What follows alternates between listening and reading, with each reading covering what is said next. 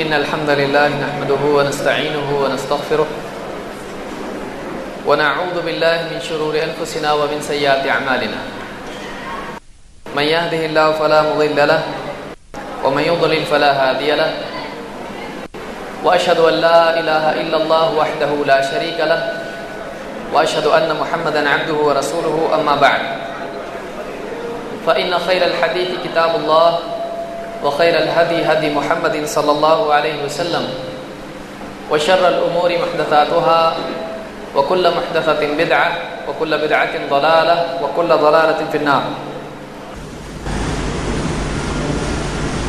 انسان کی سعادت اور کامیابی اس میں ہے کہ وہ ظاہر و باطن میں اللہ تعالیٰ کا بندہ بن جائے اور اپنے قلب کی سطح پر، اپنے اقوال کی سطح پر اور اپنی عملی زندگی میں ہر اعتبار سے اللہ تعالیٰ کی مرضی کا، اللہ کی چاہت کا، اللہ تعالیٰ کے احکام کا اپنے آپ کو پابند بنا لے۔ اپنے قلب کی سطح پر، اپنے اقوال میں اور اپنی عملی زندگی میں وہ اپنے آپ کو اللہ تعالیٰ کی مرضیات کا، اللہ کے احکام کا پابند بنا لے۔ ایک انسان اس وقت تک واقعی اللہ تعالیٰ کا بندہ نہیں بن سکتا ہے جب تک کہ پوری طرح وہ اپنے آپ کو اللہ تعالیٰ کی بندگی میں نہ دے دے۔ اللہ تعالیٰ اس بات سے ہرگز راضی نہیں ہوگا کہ بندہ اپنی زندگی کے کچھ حصوں میں اللہ کا بندہ بنا رہے اور اپنی زندگی کے کچھ معاملات میں وہ اللہ کی طرف دیکھنے کی بجائے، اللہ سے امید رکھنے کی بجائے اللہ تعالیٰ کے غیر سے اپنے مسائل کے حل کا عقیدہ رکھے۔ اللہ تعالیٰ نے قرآن کریم میں سورۃ الفاتحہ میں ایمان والوں کو، اولیاء کو، صالحین کو، صحابہ کو، بلکہ اللہ کے نبی صلی اللہ علیہ وسلم کو بھی اس بات کا حکم دے دیا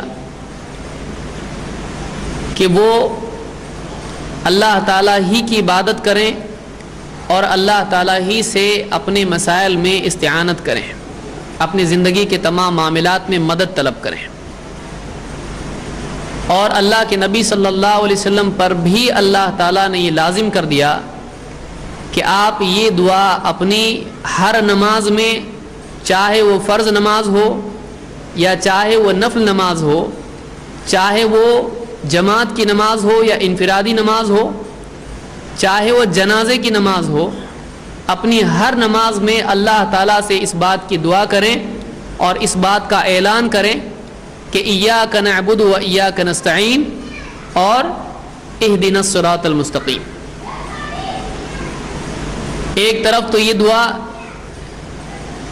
اور اعلان اور اپنے قول سے اس بات کا اظہار اور عزم کہ ایاک نعبد، اے اللہ ہم تیری ہی عبادت کرتے ہیں، و ایاک نستعین اور ہم تجھی سے استعانت کرتے ہیں، تجھی سے مدد طلب کرتے ہیں، اور اسی کے ساتھ مستقل ہدایت پر جمے رہنے کے لیے کہا اہدنا الصراط المستقیم، اے اللہ ہم کو سیدھے راستے پر، صراط مستقیم پر چلاتا رہے، جمائے رکھ۔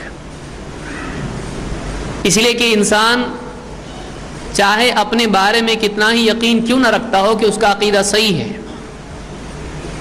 اکثر اوقات انسان کا یہ بھرم شیطان توڑ دیتا ہے اور کہیں نہ کہیں سے اس کو ایسی چیزوں میں مبتلا کر دیتا ہے جو اس کے اس وعدے اور اس اعلان کے خلاف چلا جائے کہ ایاک نعبد و ایاک نستعین، اے اللہ ہم تیری ہی عبادت کرتے ہیں اور تجھی سے مدد چاہتے ہیں۔ یہ آیت کتنے مسلمان ہیں جو نماز میں پڑھتے ہیں لیکن نہیں جانتے کہ وہ کیا کہہ رہے ہیں؟ کتنے مسلمان ہیں جو لا علمی میں فاتحہ دیتے ہیں، اور فاتحہ کس کو خوش کرنے کے لیے ہے؟ شیخ عبد القادر جیلانی رحمۃ اللہ علیہ۔ ان کو خوش کرنے کے لیے فاتحہ دے رہے ہیں، لیکن فاتحہ میں الفاظ کیا ہیں؟ ایاک نعبد و ایاک نستعین، اے اللہ ہم تیری ہی عبادت کرتے ہیں اور تجھی سے مدد چاہتے ہیں، لیکن فاتحہ دے رہے ہیں کیوں؟ اس لیے کہ بزرگ خوش ہو جائیں اور زندگی کے مسائل حل ہو جائیں۔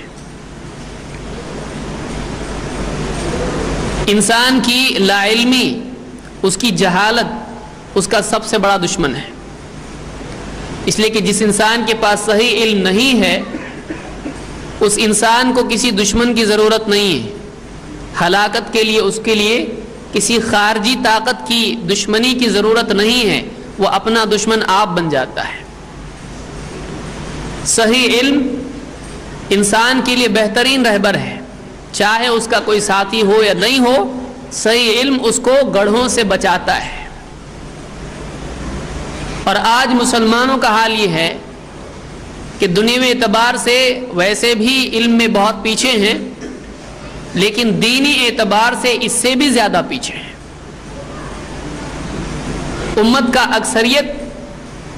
اکثریت طبقہ ایسا ہے جس کو قرآن کی بنیادی باتیں، دین کی بنیادی باتیں بھی نہیں معلوم ہیں۔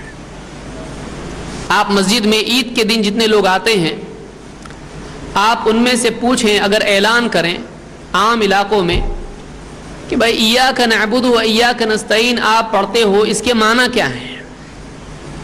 امت کا اکثریت طبقہ اس کو نہیں جانتا ہے۔ اذان کے الفاظ کا ترجمہ کیا ہے؟ اشہد ان لا الہ الا اللہ، بہت سارے لوگوں کو نہیں معلوم ہے۔ یہی وجہ ہے کہ بہت سارے مسلمان جہالت کی وجہ سے، جب جہالت ہے تو پھر صحیح غلط، غلط صحیح کرنا بہت آسان ہو جاتا ہے۔ شیطان کے لیے انسان کی جہالت، اس کی لا علمی ایک بہت بڑا ذریعہ بن جاتی ہے اس کو گمراہ کرنے کا۔ اسی لیے انبیاء سب سے بڑی چیز دلیلیں دے کر بھیجے گئے، ایسی دلیلیں جس کے ذریعے سے شر اور خیر میں، حق اور باطل میں فرق کیا جا سکتا ہے۔ علم ایک انسان کو صحیح اور غلط میں تمیز سکھاتا ہے، لیکن اگر علم اس سے چھین لیا جائے، صحیح علم اس سے ہٹا دیا جائے تو تمیز کی طاقت اس سے چھن جاتی ہے، اور جب آدمی صحیح اور غلط میں تمیز نہیں کر پاتا ہے تو شیطان آتا ہے، بتاتا ہے دیکھیے یہ جو چیز ہے یہی صحیح ہے، وہ غلط کو صحیح کر کے دکھاتا ہے اور صحیح کو غلط کر کے دکھاتا ہے۔ کتنے مسلمان ہیں جو قرآن پڑھتے ہیں، کتنے مسلمان ہیں جو قرآن سمجھتے ہیں، کتنے مسلمان ہیں جو قرآن کے مطابق عمل کرتے ہیں۔ ایک بہت بڑا المیہ امت کا کہ علم کی کمی سے نہ صرف عمل کی خرابی پیدا ہوتی ہے، بلکہ علم کی کمی سے انسان کے عقائد کا بگاڑ پیدا ہوتا ہے۔ کتنے مسلمان ہیں جو شرک میں مبتلا ہیں، لیکن نہ صرف یہ کہ ان کو احساس نہیں کہ یہ شرک نہیں، یہ شرک ہے، ان کے دلوں میں بات ہوتی ہے، ان کی سمجھ میں بات آتی ہے کہ ہم جو عمل کر رہے ہیں وہ شرک نہیں، یہ تو بے عینی ہی ایمان ہے۔ اس لیے کتنے مسلمان ہیں جو صالحین کی قبروں پر جا کر وہاں سجدے کرتے ہیں، جانور ذبح کرتے ہیں اور وہاں پر نظر و نیاز کرتے ہیں، اور ان کا ایمان یہ ہوتا ہے کہ یہ ہماری نجات کا ذریعہ ہے۔ اب بتائیے کتنا بڑا المیہ ہے امت کا، کتنی خطرے کی چیز ہے کہ ہلاکت کو انسان اپنے لیے سعادت سمجھ لے۔ ایسی چیز جو برباد کرنے والی ہے، ایک انسان اس کو اپنے لیے نجات کا ذریعہ سمجھ لے، اس سے بڑا دھوکہ انسان کا کیا ہو سکتا ہے؟ کہ ایک آدمی زہر پی رہا ہو اور وہ یہ سمجھ رہا ہو کہ یہ میرے لیے دوائی ہے، یہ میرے لیے آب حیات ہے، گویا کہ زندگی آب حیات زمین پر نہیں ہے لیکن تصور میں انسان کے ہے کہ زندگی دینے والی چیز اس کو سمجھ رہا ہو، لیکن وہ اس کی زندگی کی دشمن ہو، اس کو ختم کرنے والی ہو۔ یہ کب ہوتا ہے؟ جب آدمی کے پاس صحیح علم نہیں ہوتا ہے۔ صحیح علم کیا ہے؟ صحیح علم وہ نہیں ہے جس کو آدمی صحیح سمجھ لے، صحیح علم وہ نہیں ہے جس کو سماج صحیح علم بتائے۔ صحیح علم وہ ہے جو اللہ اور اس کے رسول کی طرف سے آیا ہو۔ الحق من ربک فلا تکونن من الممترین، حق تیرے رب کی طرف سے، تو شک کرنے والوں میں سے مت بننا۔ قل ان ھدی اللہ ھو الھدی، کہ ہدا تو وہ ہے، ہدایت وہ ہے جو اللہ کی طرف سے ہے، اللہ کی ہدایت ہی اصل ہدایت ہے۔ تو اصل علم وہ ہے جو قرآن و سنت کا ہے۔ اصل علم وہ ہے جو رب کا فرمان اور نبی کریم صلی اللہ علیہ وسلم کی سنتیں ہیں. اگر یہ علم انسان کی زندگی میں آ جائے تو اس کے پاس وہ نور آ گیا جس کے ذریعے سے وہ اندھیرے میں اپنا راستہ تلاش کر سکتا ہے. اس کو ٹھوکر نہیں لگے گی, وہ گڑھے میں نہیں گرے گا. لیکن جس انسان سے یہ نور چھن جائے تو ایسا آدمی آنکھیں رکھنے کے باوجود گڑھے میں گرے گا. ایسا آدمی آنکھیں ہونے کے باوجود ٹھوکریں کھائے گا. بہت سے لوگ عقل مند ہوتے ہیں, سمجھدار ہوتے ہیں, لیکن آپ نے دیکھا ہوگا اتنی صلاحیت کے باوجود یہ آدمی شرک میں کیسے گر گیا. اتنا بڑا عقل مند انسان ہونے کے باوجود یہ کفریات میں کیسے گرفتار ہو گیا. وجہ کیا ہے؟ سمجھدار ہے, آنکھیں ہیں, لیکن اس کے پاس رب العالمین کی طرف سے نازل کیا ہوا نور نہیں ہے, اس کا صحیح فہم نہیں ہے. اسی لیے آج ہماری دعوت یہ ہے کہ سب کی باتیں ہم نے سن لی, اب ہم کو رجوع کرنا ہے رب العالمین اللہ سبحانہ وتعالیٰ کی کتاب قرآن اور نبی کریم صلی اللہ علیہ وسلم کا فرمان. کتاب و سنت اور سلف صالحین کے منہج کی طرف آج ہم کو رجوع کرنا ہے, اس لیے کہ یہی وہ چیز ہے جو ہماری نجات کا لازمی اور یقینی ذریعہ ہے. اس میں ہماری آخرت بلکہ دنیا کی بھی خیر اور سعادت کا ذریعہ اور لازمی اس کو شرط بتایا گیا ہے. اسی لیے اللہ کے نبی صلی اللہ علیہ وسلم نے فرمایا کہ بعد میں جب امت میں 73 فرقے ہوں گے سب جہنم میں جائیں گے سوائے ایک کے. صحابہ نے پوچھا اللہ کے رسول وہ کون ہوں گے؟ من ہی یا رسول اللہ, وہ ایک جماعت کون سی ہوگی؟ آپ نے فرمایا ما انا علیہ واصحابی, وہ لوگ جس پر میں ہوں اور میرے صحابہ ہیں. جو لوگ اس راستے پر ہوں, اس منہج پر ہوں, وہی لوگ جنت میں جائیں گے, باقی سب جہنم میں جائیں گے. کتاب و سنت اور سلف کا فہم, سلف کا منہج اگر یہ زندگی سے نکل جائے تو ایک آدمی ساری باتیں جاننے کے باوجود بھی غلط فہمی میں مبتلا ہو جائے گا اور گمراہ ہو جائے گا. اسی لیے اللہ تعالیٰ نے قرآن کریم میں فرمایا, صحابہ کو خطاب کرتے ہوئے اللہ نے فرمایا فَإِنْ آمَنُوا بِمِثْلِ مَا آمَنْتُمْ بِهِ فَقَدِ اهْتَدَوْا, کہ اگر یہ یہودی, یہ اہل کتاب ویسا ایمان لے آئیں, ویسا عقیدہ اختیار کریں جیسا کہ تم ایمان لائے ہو صحابہ, فَقَدِ اهْتَدَوْا, تو وہ ہدایت پر ہیں. تو کتاب و سنت کی اتباع ضروری ہے, اور کتاب و سنت کی اتباع میں فہم سلف ضروری ہے. اپنے دل سے قرآن کی کوئی آیت آدمی اٹھا کے اس پر اپنی عقل سے کوئی بھی مطلب لے لے اور عمل شروع کر دے. وَابْتَغُوا إِلَيْهِ الْوَسِيلَةَ, لے لیا قرآن سے, وسیلہ اللہ کی طرف تلاش کرو, پھر اس نے قبروں کو وسیلہ بنانا شروع کر دیا, پیر کے پاؤں دھو کر پینا شروع کر دیا. اگر اپنی طرف سے قرآن کے الفاظ کو معنی عطا کرے گا ایسا آدمی گمراہ ہو جائے گا. ضروری یہ ہے کہ کلام بھی اللہ کا ہو اور فہم بھی اللہ کی طرف سے دیا گیا ہو, اور اللہ تعالیٰ نے قرآن کے سمجھانے کی ذمہ داری دی محمد عربی صلی اللہ علیہ وسلم کو. وَأَنزَلْنَا إِلَيْكَ الذِّكْرَ, اے نبی ہم نے آپ کی طرف یہ نصیحت کی کتاب نازل کی ہے, لِتُبَيِّنَ لِلنَّاسِ مَا نُزِّلَ إِلَيْهِمْ وَلَعَلَّهُمْ يَتَفَكَّرُونَ, تاکہ اے نبی آپ لوگوں کو واضح طور پر بیان کر دیں کہ ان کے رب کی طرف سے ان کے پاس کیا نازل ہوا ہے, اور تاکہ وہ غور و فکر کریں. تو قرآن اللہ نے نازل کیا محمد رسول اللہ صلی اللہ علیہ وسلم پر. آپ نے اپنے قول سے قرآن کی توضیح کی, وضاحت کی. آپ نے اپنے عمل سے بتایا قرآن پر کیسے عمل کیا جاتا ہے. آپ نے ایک ایسا معاشرہ برپا کیا جس میں خیر اور شر کا فرق کرنے کی تمیز موجود تھی. اس سماج اور اس معاشرے کے تعامل سے پریکٹیکل اپلیکیشن جس کو کہتے ہیں, عملی تطبیق جس کو کہتے ہیں, اس سے سمجھ میں آئے گا کہ واقعی اللہ تعالیٰ کو کیا پسند تھا, کیا پسند ہے اور کیا ناپسند ہے.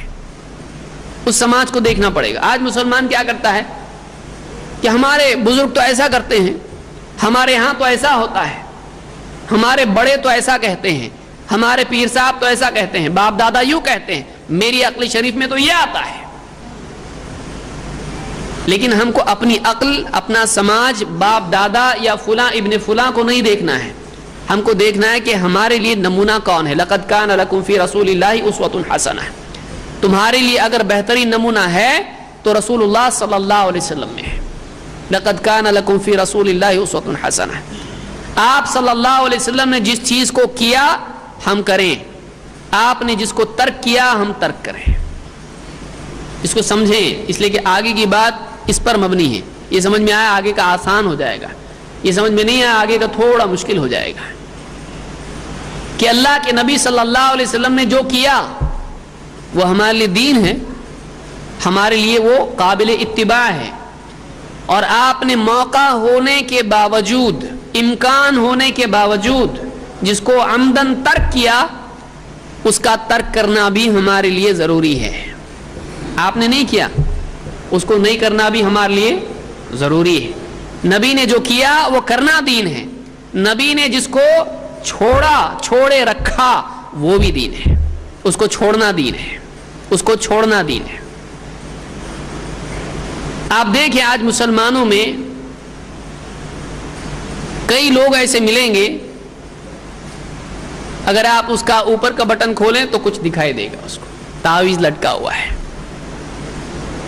کالا دھاگا اور ہرا کپڑا، دھاگا کالا ہی کمپلسری ہے، کالا دھاگا ہے اور اس میں ہرے رنگ کا تعویذ ہے، گدی نما کچھ تو بھی ہے، اس میں کچھ تو رکھا ہوا ہے اندر خزانہ، کسی کے بازو پہ کچھ بندھا ہوا ہے، کوئی کڑا پہنے ہوئے، اس کی بہت ساری صورتیں ہیں۔ اور مسلمان جو نماز میں کہہ رہا ہے ایاک نعبد و ایاک نستعین، اے اللہ ہم تیری ہی عبادت کرتے ہیں اور تجھی سے مدد چاہتے ہیں، تجھی سے مدد چاہتے ہیں، لیکن اس کا اعتماد واقعی اللہ پر ہے، یہ اس وقت معلوم ہوتا ہے جب وہ اپنے گلے میں پہنا ہوا تعویذ گھر پہ بھول کے غلطی سے باہر نکلتا ہے۔ اگر اس کو یاد آ جائے کہ میرا تعویذ گھر پہ رہ گیا، میرا کڑا گھر پہ رہ گیا، میرا دھاگا ٹوٹ گیا، گھبرا جاتا ہے ایک دم۔ کل کیوں نہیں گھبرا رہا تھا؟ تعویذ تھا، کڑا تھا، دھاگا تھا، لیکن آج کیوں گھبرا رہا ہے؟ وہ نہیں، کل اللہ تھا، ہاں اللہ تو سب کچھ کرنے والا ہے، تو کل کیوں نہیں گھبرا رہا تھا؟ اللہ ہے لیکن تعویذ بھی ہے، اور آج اللہ ہے لیکن تعویذ نہیں ہے، تو یعنی اللہ تعالیٰ کا ہونا نہ ہونا برابر ہے، لیکن تعویذ ہو نہیں ہو تو فرق پڑتا ہے۔ اللہ تعالیٰ نے قرآن کریم میں فرمایا الیس اللہ بکاف عبدہ، کیا اللہ اپنے بندے کے لیے کافی نہیں ہے؟ الیس اللہ بکاف عبدہ، یہ پوچھا نہیں جا رہا ہے، یہ جتایا جا رہا ہے کہ بندہ اگر اللہ کی بجائے کسی اور پر اعتماد کیا ہوا ہے تو وہ سوچے واقعی وہ اللہ کا بندہ ہے یا نہیں ہے۔ الیس اللہ بکاف عبدہ، کہ اللہ اپنے بندے کے لیے کافی نہیں ہے۔ اگر واقعی اللہ کا بندہ ہے تو اس کا اعتقاد، اس کا یقین یہ ہونا چاہیے کہ ہاں اللہ میرے لیے کافی ہے۔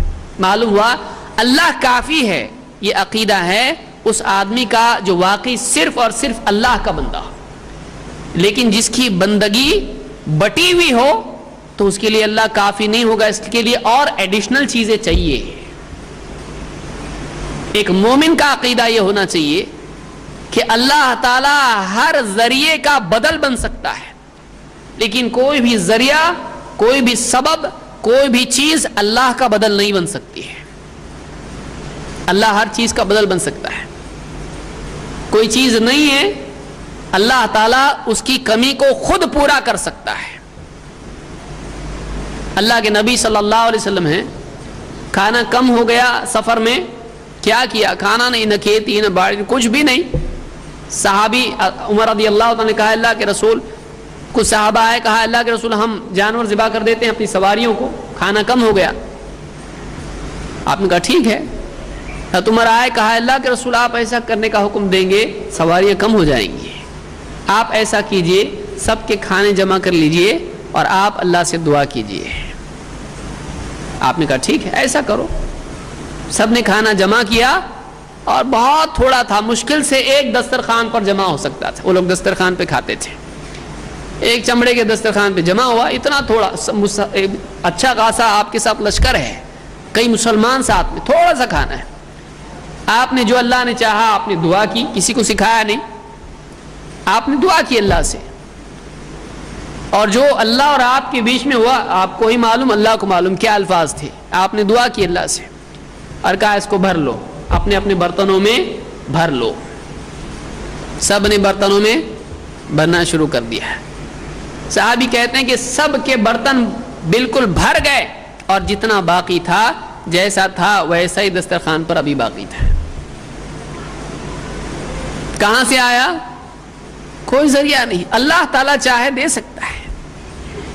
ایک عورت آئے اللہ کے رسول صلی اللہ علیہ وسلم کے پاس، کہا اللہ کے رسول مجھ کو مرگی کی بیماری ہے، آپ اللہ سے دعا کیجئے کہ مجھ کو اللہ تعالیٰ اس سے شفا دے. آپ نے کہا اگر تو چاہے تو صبر کر، تیرے لیے جنت ہے، اور اگر تو چاہے تو میں اللہ سے تیرے لیے دعا کرتا ہوں.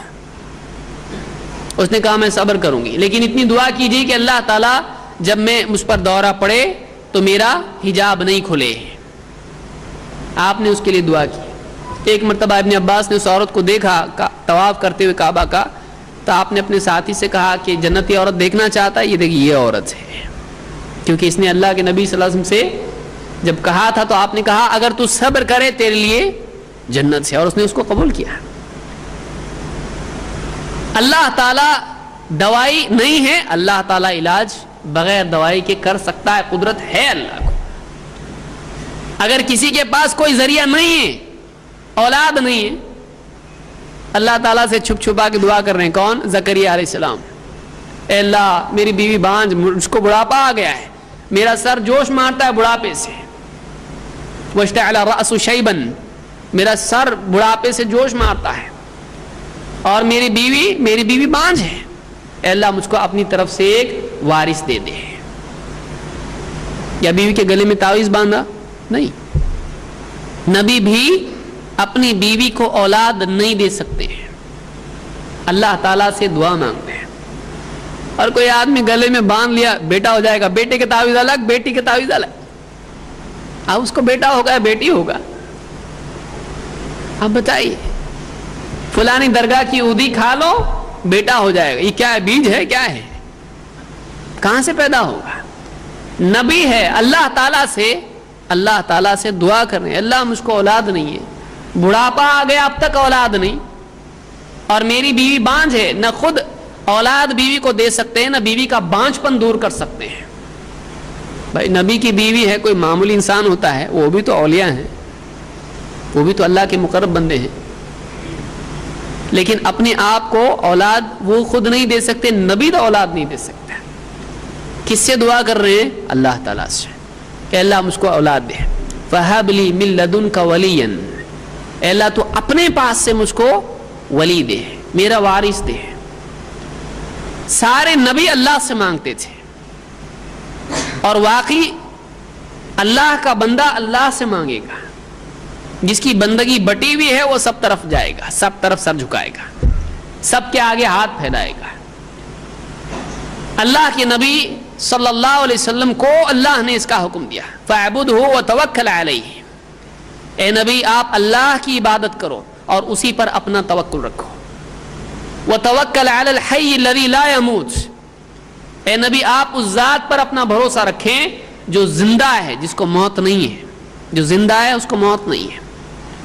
زندگی کے سارے معاملات میں جس کا توکل، جس کا بھروسہ اللہ پر ہو، اللہ تعالیٰ غیبی طریقے سے اس کے مسائل کو حل کرتا ہے.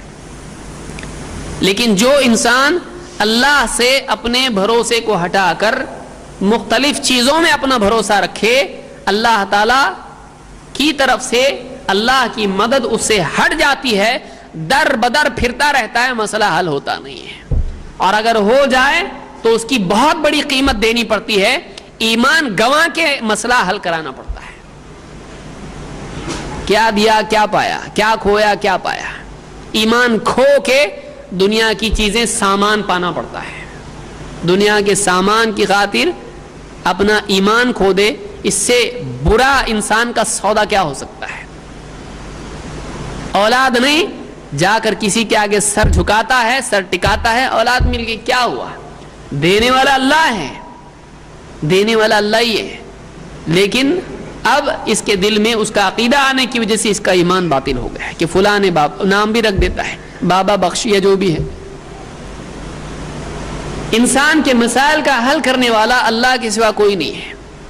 وَإِن يَمْسَسْكَ اللَّهُ بِضُرٍّ فَلَا كَاشِفَ لَهُ إِلَّا هُوَ۔ اگر اللہ تعالیٰ تجھ کو کوئی تکلیف پہنچائے، مصیبت اللہ کی طرف سے تجھ پر آئے، اللہ کے سوا کوئی نہیں ہے جو اس کو ہٹائے۔ اللہ کے سوا کوئی مسائل کا حل کرنے والا ہے ہی نہیں۔ تو دکھتا ہے دھوکہ ہے یہ۔ اللہ کے سوا مسائل کو کوئی اگر حل کرنے والا ہوتا تو انبیاء اس کی طرف ہاتھ اٹھاتے۔ انبیاء نے اپنے ہاتھ ہمیشہ اللہ کے آگے اٹھائے، انبیاء نے اپنا سر ہمیشہ اللہ کے آگے جھکائے۔ اور آپ بتائیے مسلمان اپنے گلے میں ایک چیز لٹکا دے اور یہ ماننے لگے کہ اس سے مسئلہ حل ہوگا، آپ بتائیے کہاں اس نے اپنے آپ کو گرا دیا، کس درجے وہ چلا گیا۔ اور پھر آدمی کا بھروسہ اتنا زیادہ اس پر ہو جاتا ہے کہ پھر اس کو اس سے نکلنا مشکل ہو جاتا ہے۔ آج عام طور سے مسلمانوں میں یہ بلا پائی جاتی ہے کہ وہ تعویذ گنڈوں کی بلا میں، مصیبت میں پھنسے ہوئے نظر آتے ہیں، اور اچھا خاصا ایک بزنس اس کا بھی ہے، یہ سپر نیچرل بزنس ہے اور اس کی فی زیادہ ہوتی ہے۔ کچھ ہوتے ہیں جو فری میں کرتے ہیں لیکن ان کے الگ الگ کاؤنٹر ہوتے ہیں، غریبوں کا کاؤنٹر الگ، فری کاؤنٹر، اور کچھ بڑے مل گئے ان کا فری نہیں ہوتا، ان کا ایک ساتھ یہاں کا وہاں کمپنسیشن ہو جاتا ہے، بھرپائی ان کی اپنے آپ ہو جاتی ہے کہ 10 کو فری میں دو اور ایک کا ادھر سے بھرپائی کر لو۔ ایسے بھی لوگ ہوتے ہیں اور کیا کچھ نہیں دیتے ہیں۔ اگر آپ کھول کے دیکھیں تعویذ تو اس میں بعض اوقات فرشتوں کے، بعض اوقات انسانوں کے، بعض اوقات نہ معلوم کس کس کے نام نکلتے ہیں، بعض اوقات تو خالی کاغذ نکلتا ہے، کیونکہ کون چیک کرنے والا ہے، کون دیکھنے والا ہے واقعی اس میں ہے کیا، اور اتنا بزی ہے اس کو کہاں ٹائم ہے لکھتے بیٹھنے کے لیے، کاغذ ڈال دیا دے دے تعویذ اس کو، چل رہا ہے، کون چیک کرتا ہے؟ چیک کرنے والوں کی کوئی چیک کرنے والا ہی نہیں ہے۔ وہ تو تب معلوم پڑتا ہے جب وہ تعویذ کسی وجہ سے کھولا جاتا ہے، تب جا کے معلوم پڑتا ہے اس میں تو نیوز پیپر تھا، اس میں نیوز پیپر ایسا بھی ہوا ہے، کچھ بھی ٹکڑا نکل جاتا ہے کاغذ کا، کوئی چیز نہیں اس کے اندر ہے۔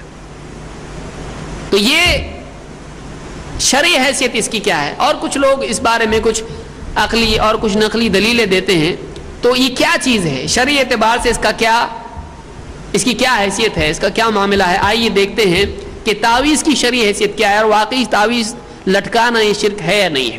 اس کی صورتیں کیا کیا ہیں مسلمانوں میں رائج، جو نام بدلنے سے کام نہیں بدلتا ہے۔ لٹکانے کی چیز کو بولتے تعویذ لٹکایا جاتا ہے، باندھا جائے وہ تعویذ نہیں، اچھا یعنی آپ بتائیے بت ہی ہو تو وہ شرک ہو جائے گا، اور پیڑ کے آگے جھکنا شروع کر دے تو شرک نہیں ہوگا۔ جو عمل کیا جا رہا ہے چاہے صورت کچھ اور بدل جائے لیکن عمل تو وہی ہے۔ تو تعویذ کیا ہے؟ عرب کے دور میں مشرکین اپنے گلے میں یا بازو پر یا کہیں اور دھاگا گرہیں لگایا ہوا یا اس میں منکے وغیرہ ہوتے تھے، اس طرح سے بچوں کو پہنایا کرتے تھے، جانوروں کو پہنایا کرتے تھے، دھاگے ان میں ڈالا کرتے تھے گردنوں میں ان کی، تاکہ ان کو نظر نہ لگے اور وہ شر سے بچیں۔ اس کو وہ تمیمہ کہا کرتے تھے۔ تمیمہ تممہ سے، تممہ مکمل کرنا، پورا کرنا، کام پورا ہو جائے گا۔ بعض تعویذ کی اس پہ لکھا ہوتا ہے گارنٹی، 100% گارنٹی لکھا ہوتا ہے کہ یہ تعویذ ہے آپ کے دین دنیا کے سارے مسائل کا حل، اس میں سپر مسئلہ، ایک دم سپر حل، ایک تعویذ میں سارے کام۔ وہ تعویذ کو آٹومیٹک معلوم ہو جاتا ہے اس کی کیا کیا پرابلم ہے، اور سارے مسائل اس کے حل کر دیتا ہے۔ اس طرح سے دعوے ہوتے ہیں کہ فلانی رات کو ایک رات ہوتی ہے سال میں، یہ تعویذ اس ایک رات میں جس میں لکھا ہوا تعویذ سارے کام بناتا ہے۔ ایسے تعویذ بھی ملتے ہیں کہ انسان کے سارے مسائل کو، بیٹا چاہیے بیٹا ملے، بیٹی چاہیے بیٹی ملے گا، نکاح جوڑا چاہیے جوڑا ملے گا، جاب چاہیے جاب ملے گا، بیماری شفا ملے گی، دشمن تکلیف دے رہا ہے وہ بھی حل ہو جائے گا، اور کیس اٹکا ہوا ہے وہ بھی حل ہو جائے گا، سب ہو جائے گا۔ اور ایک بار نہیں، خریدو ایک بار لیکن مسئلہ ہر بار حل ہوگا، زندگی بھر کے لیے، life time warranty, life time warranty. کون نہیں خریدے گا؟ اتنا سستا آدمی کو دکھائی دے یہ تو بہت بھاری چیز ہوگی، لے لیتا آدمی، لیکن اس کا مسئلہ حل ہوتا ہے؟ اس کے مسائل حل نہیں ہوتے جو بیچ رہا ہے۔ وہ آدمی کئی مہینوں سے گھوم رہا ہے، کوئی سوچتا نہیں ہے کہ کئی مہینوں سے گھوم رہا ہے، در بدر کی ٹھوکریں کھا رہا ہے، تعویذ جو ہے چمک بھی ختم ہو چکی ہے اس کی انگوٹھیوں کی، اور تعویذ کیسے ہو گئے، اس کے کاغذ بھی پیلے ہو گئے، لیکن اب تک بک رہا نہیں ہے۔ ایک پہن لیتا خود سارا بک جاتا، کوئی سوچتا نہیں ہے۔ لیکن امید انسان کو اندھا کر دیتی ہے، اس کو یاد رکھیے۔ بہت سارے اچھے عقیدے والا بھی جب مسئلہ آتا ہے، یہاں گئے وہاں گئے، ڈاکٹر کوئی آ کے کان میں بولتا ارے وہ بابا کے پاس چلو، وہ بابا بہت پہنچے ہوئے ہیں، ایک تعویذ پہنو، بعد میں توبہ کر لینا، بعد میں توبہ کر لینا، اللہ غفور رحیم ہے، معلوم نہیں قرآن کی آیت نمبر یہ، اور شیطان سلجھاتا بھی ایسے وقت میں، دلیلیں سامنے آتی ہیں، شرک کروا دیتا ہے اور بعد میں توبہ کی توفیق نہیں ہوتی ہے، اور ہمیشہ دھبا کفر اور شرک کا دل میں لیے پھرتا ہے، ندامت کبھی ختم نہیں ہوتی ہے، عین وقت پہ آدمی کو پھسلا دیتا ہے۔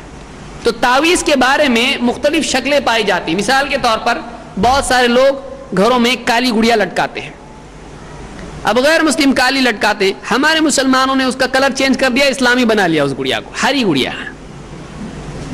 کلر بدلنے سے حکم بدلے گا، ہری گڑیا۔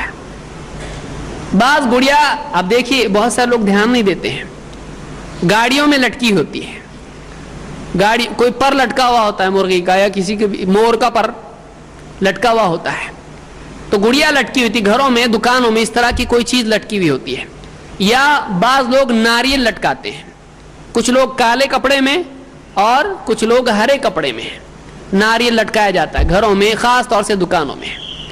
ناریل لٹکانے سے مسئلہ حل ہوگا؟ وہ ناریل لٹکا ہوا کیا کرے گا بتائیے؟ اس کا پانی سوکھ جاتا ہے لٹکے لٹکے، وہ آپ کی زندگی ہری بھری شاداب کرے گا، سرسوں سے شاداب آپ کو، وہ خود سوکھ گیا لٹکے لٹکے، سڑ گیا وہ اوپر، وہ آپ کے مسائل حل کرے گا؟ ناریل لٹکا کے آدمی سمجھتا ہے میرا مسئلہ حل ہوگا۔ بعض لوگ بچوں کے گلے میں ریچھ کے بال ڈالتے ہیں کہ بچہ رات کو بہت ڈر کے اٹھتا ہے، اس کے گلے میں کیا ڈالتے ہیں؟ ریچھ والا آتا ہے، سال میں ایک بار چکر اس کا ہوتا ہے، اور وہ گلی گلی گھومتا ہے۔ عورتیں دوپہر کے وقت میں ہوتی ہیں، مرد تو سب کام پہ جاتے ہیں، اب وہ آ کے ڈگڈگی بچا کے بتاتا ہے کہ جس کے بھی بچے کو ڈر لگتا ہے، کچھ پریشانی ہے، یہ ریچھ کے بال اس کے گلے میں ڈالو، ڈرنا بند، پیشاب کرتا ہے نیند میں وغیرہ وغیرہ وغیرہ۔ اب عورتیں ان کو سہارا چاہیے، کچھ نہ کچھ سلوشن چاہیے، ڈاکٹر کے پاس جا رہے ہیں لیکن کچھ ہو رہا نہیں ہے، ریچھ کے بال لیے گلے میں۔ اتنی اچھی مخلوق اللہ کی، جس کو اللہ نے بہت ساری مخلوقات پر شرف دیا، لقد خلقنا الانسان فی احسن تقویم، اب اس کے گلے میں ناچنے والا ریچھ، اس کے بال ڈال دی جاتے ہیں، بچے کے گلے میں ریچھ کے بال، اور وہ دیے گھومتا ہے۔ اسی طرح سے بہت سارے لوگ لیمو اور مرچ لٹکاتے ہیں، 5 مرچ اور 1 لیمو، اس کی کوانٹٹی الگ الگ ہوتی ہے، 5 والا ہوتا ہے، 7 والا ہوتا ہے، اس طرح سے 9 والا بھی مرچ والا ہوتا ہے، وہ لٹکایا جاتا ہے تاکہ مسئلے حل ہوں۔ کبھی اس کو کاٹ کے لٹکایا جاتا، کبھی باندھ کے، کبھی اور صورتیں اس میں جو ہے پن وغیرہ لگا کے بھی بہت سارے لوگ اس کو لٹکاتے ہیں۔ ابھی نیا لیٹسٹ جو ہمارا تعویذ ہے آیا، مسلمانوں میں رائج ہو چکا ہے، آپ دیکھیے اس سے پہلے یہ بھی نہیں تھا، کعبے کا دروازہ۔ بہت سارے لوگ اپنی ہوٹلوں میں، دکانوں میں کعبہ کا دروازہ لگتے ہیں، وہ بھی دکھنے میں سونے کا ہوتا ہے لیکن وہ ہوتا ہے پلاسٹک کا، اور یہ اپنی دکانوں میں لگا کے سمجھتے ہیں کہ اس سے خیر و برکت آئے گی۔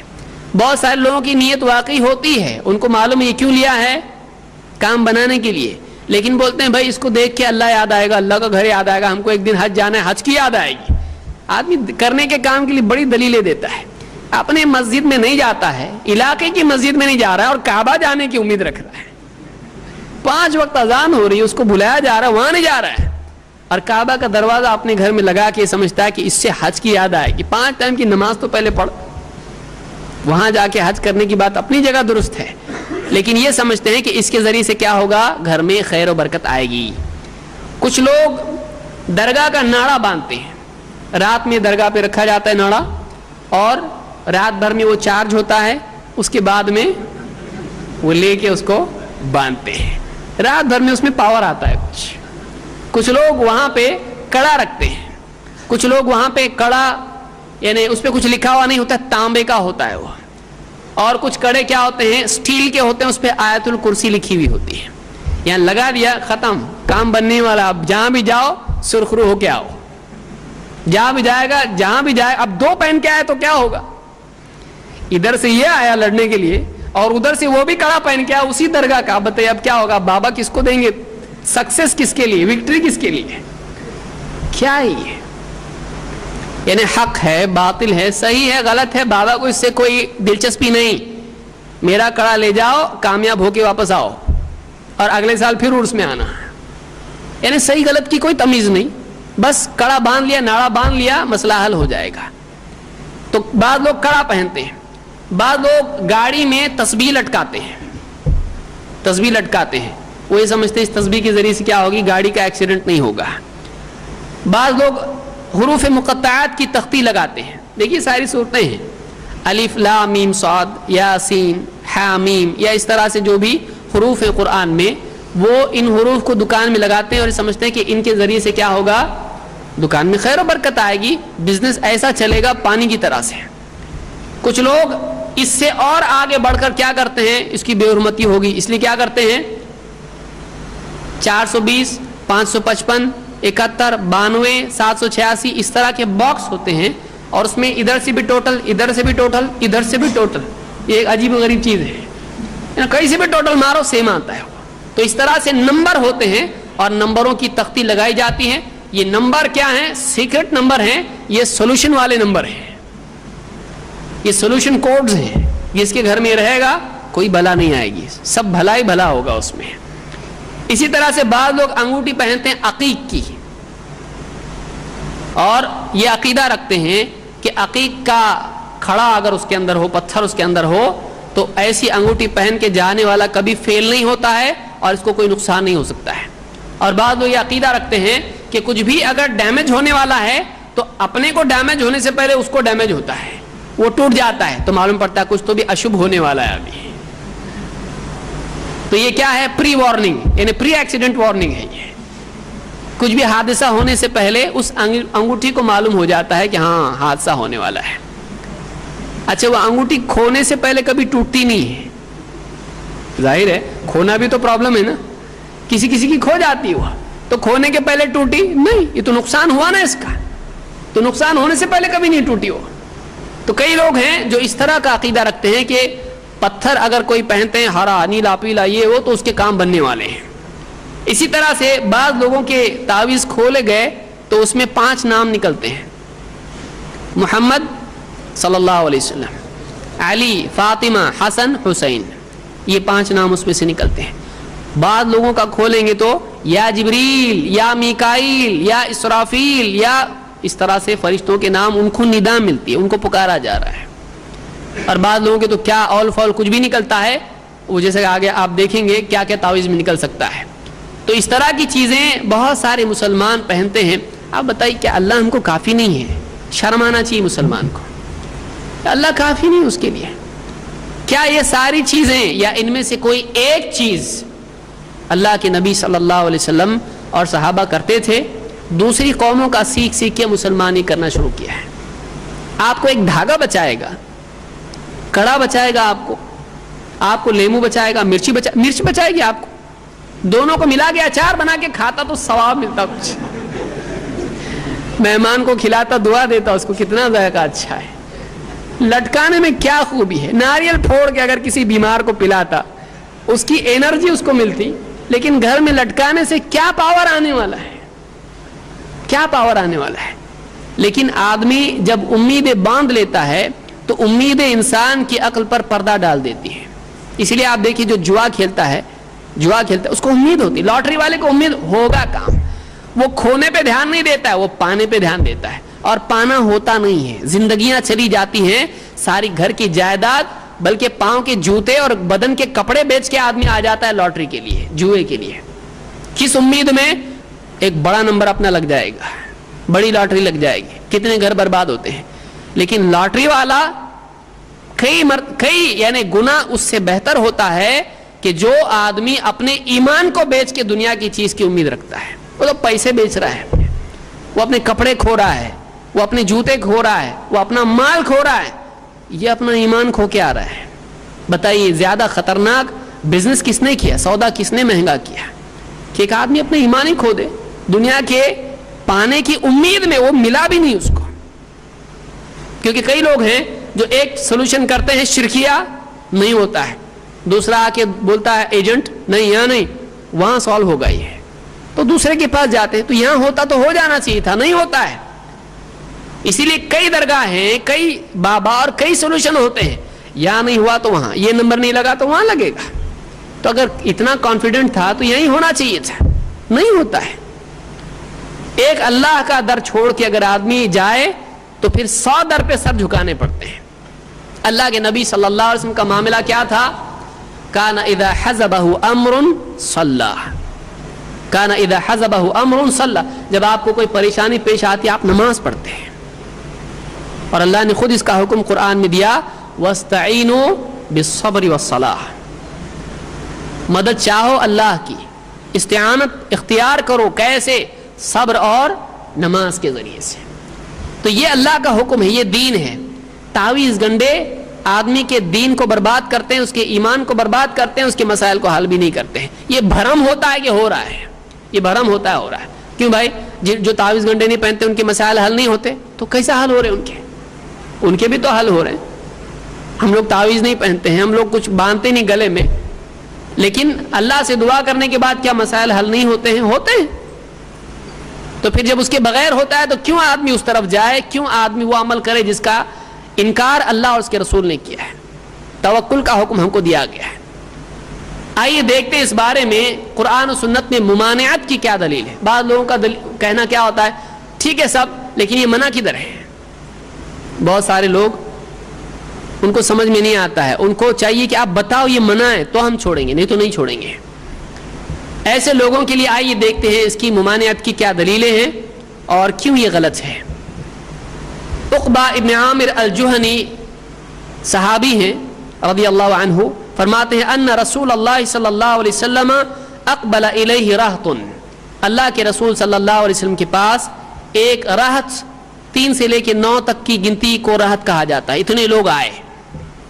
اقبل الیہ رہط، 9-10 آدمی آپ کے پاس آئے. فبايع 9 وامسك عن واحد، تو آپ نے 9 لوگوں سے بیعت کی اور آپ نے ایک سے بیعت نہیں کی. فبايع 9، 9 سے آپ نے بیعت کی، وامسك عن واحد، اور ایک سے آپ نے بیعت نہیں کی. فقالوا یا رسول اللہ، انہوں نے کہا اللہ کے رسول، بايعت 9 وتركت هذا، آپ نے 9 سے تو بیعت کی، اس کو چھوڑا، اس کو کیوں چھوڑا آپ نے؟ قال ان علیہ تمیمہ، آپ نے کہا اس پر تمیمہ ہے، اس پر تمیمہ، اس پر تمیمہ ہے، یعنی اس پر تعویذ لٹکا ہوا ہے. فادخل یدہ فقطعها فبايعه، تعویذ اندر ہاتھ ڈال کے توڑ کے نکالا تو آپ نے ان سے بیعت کی.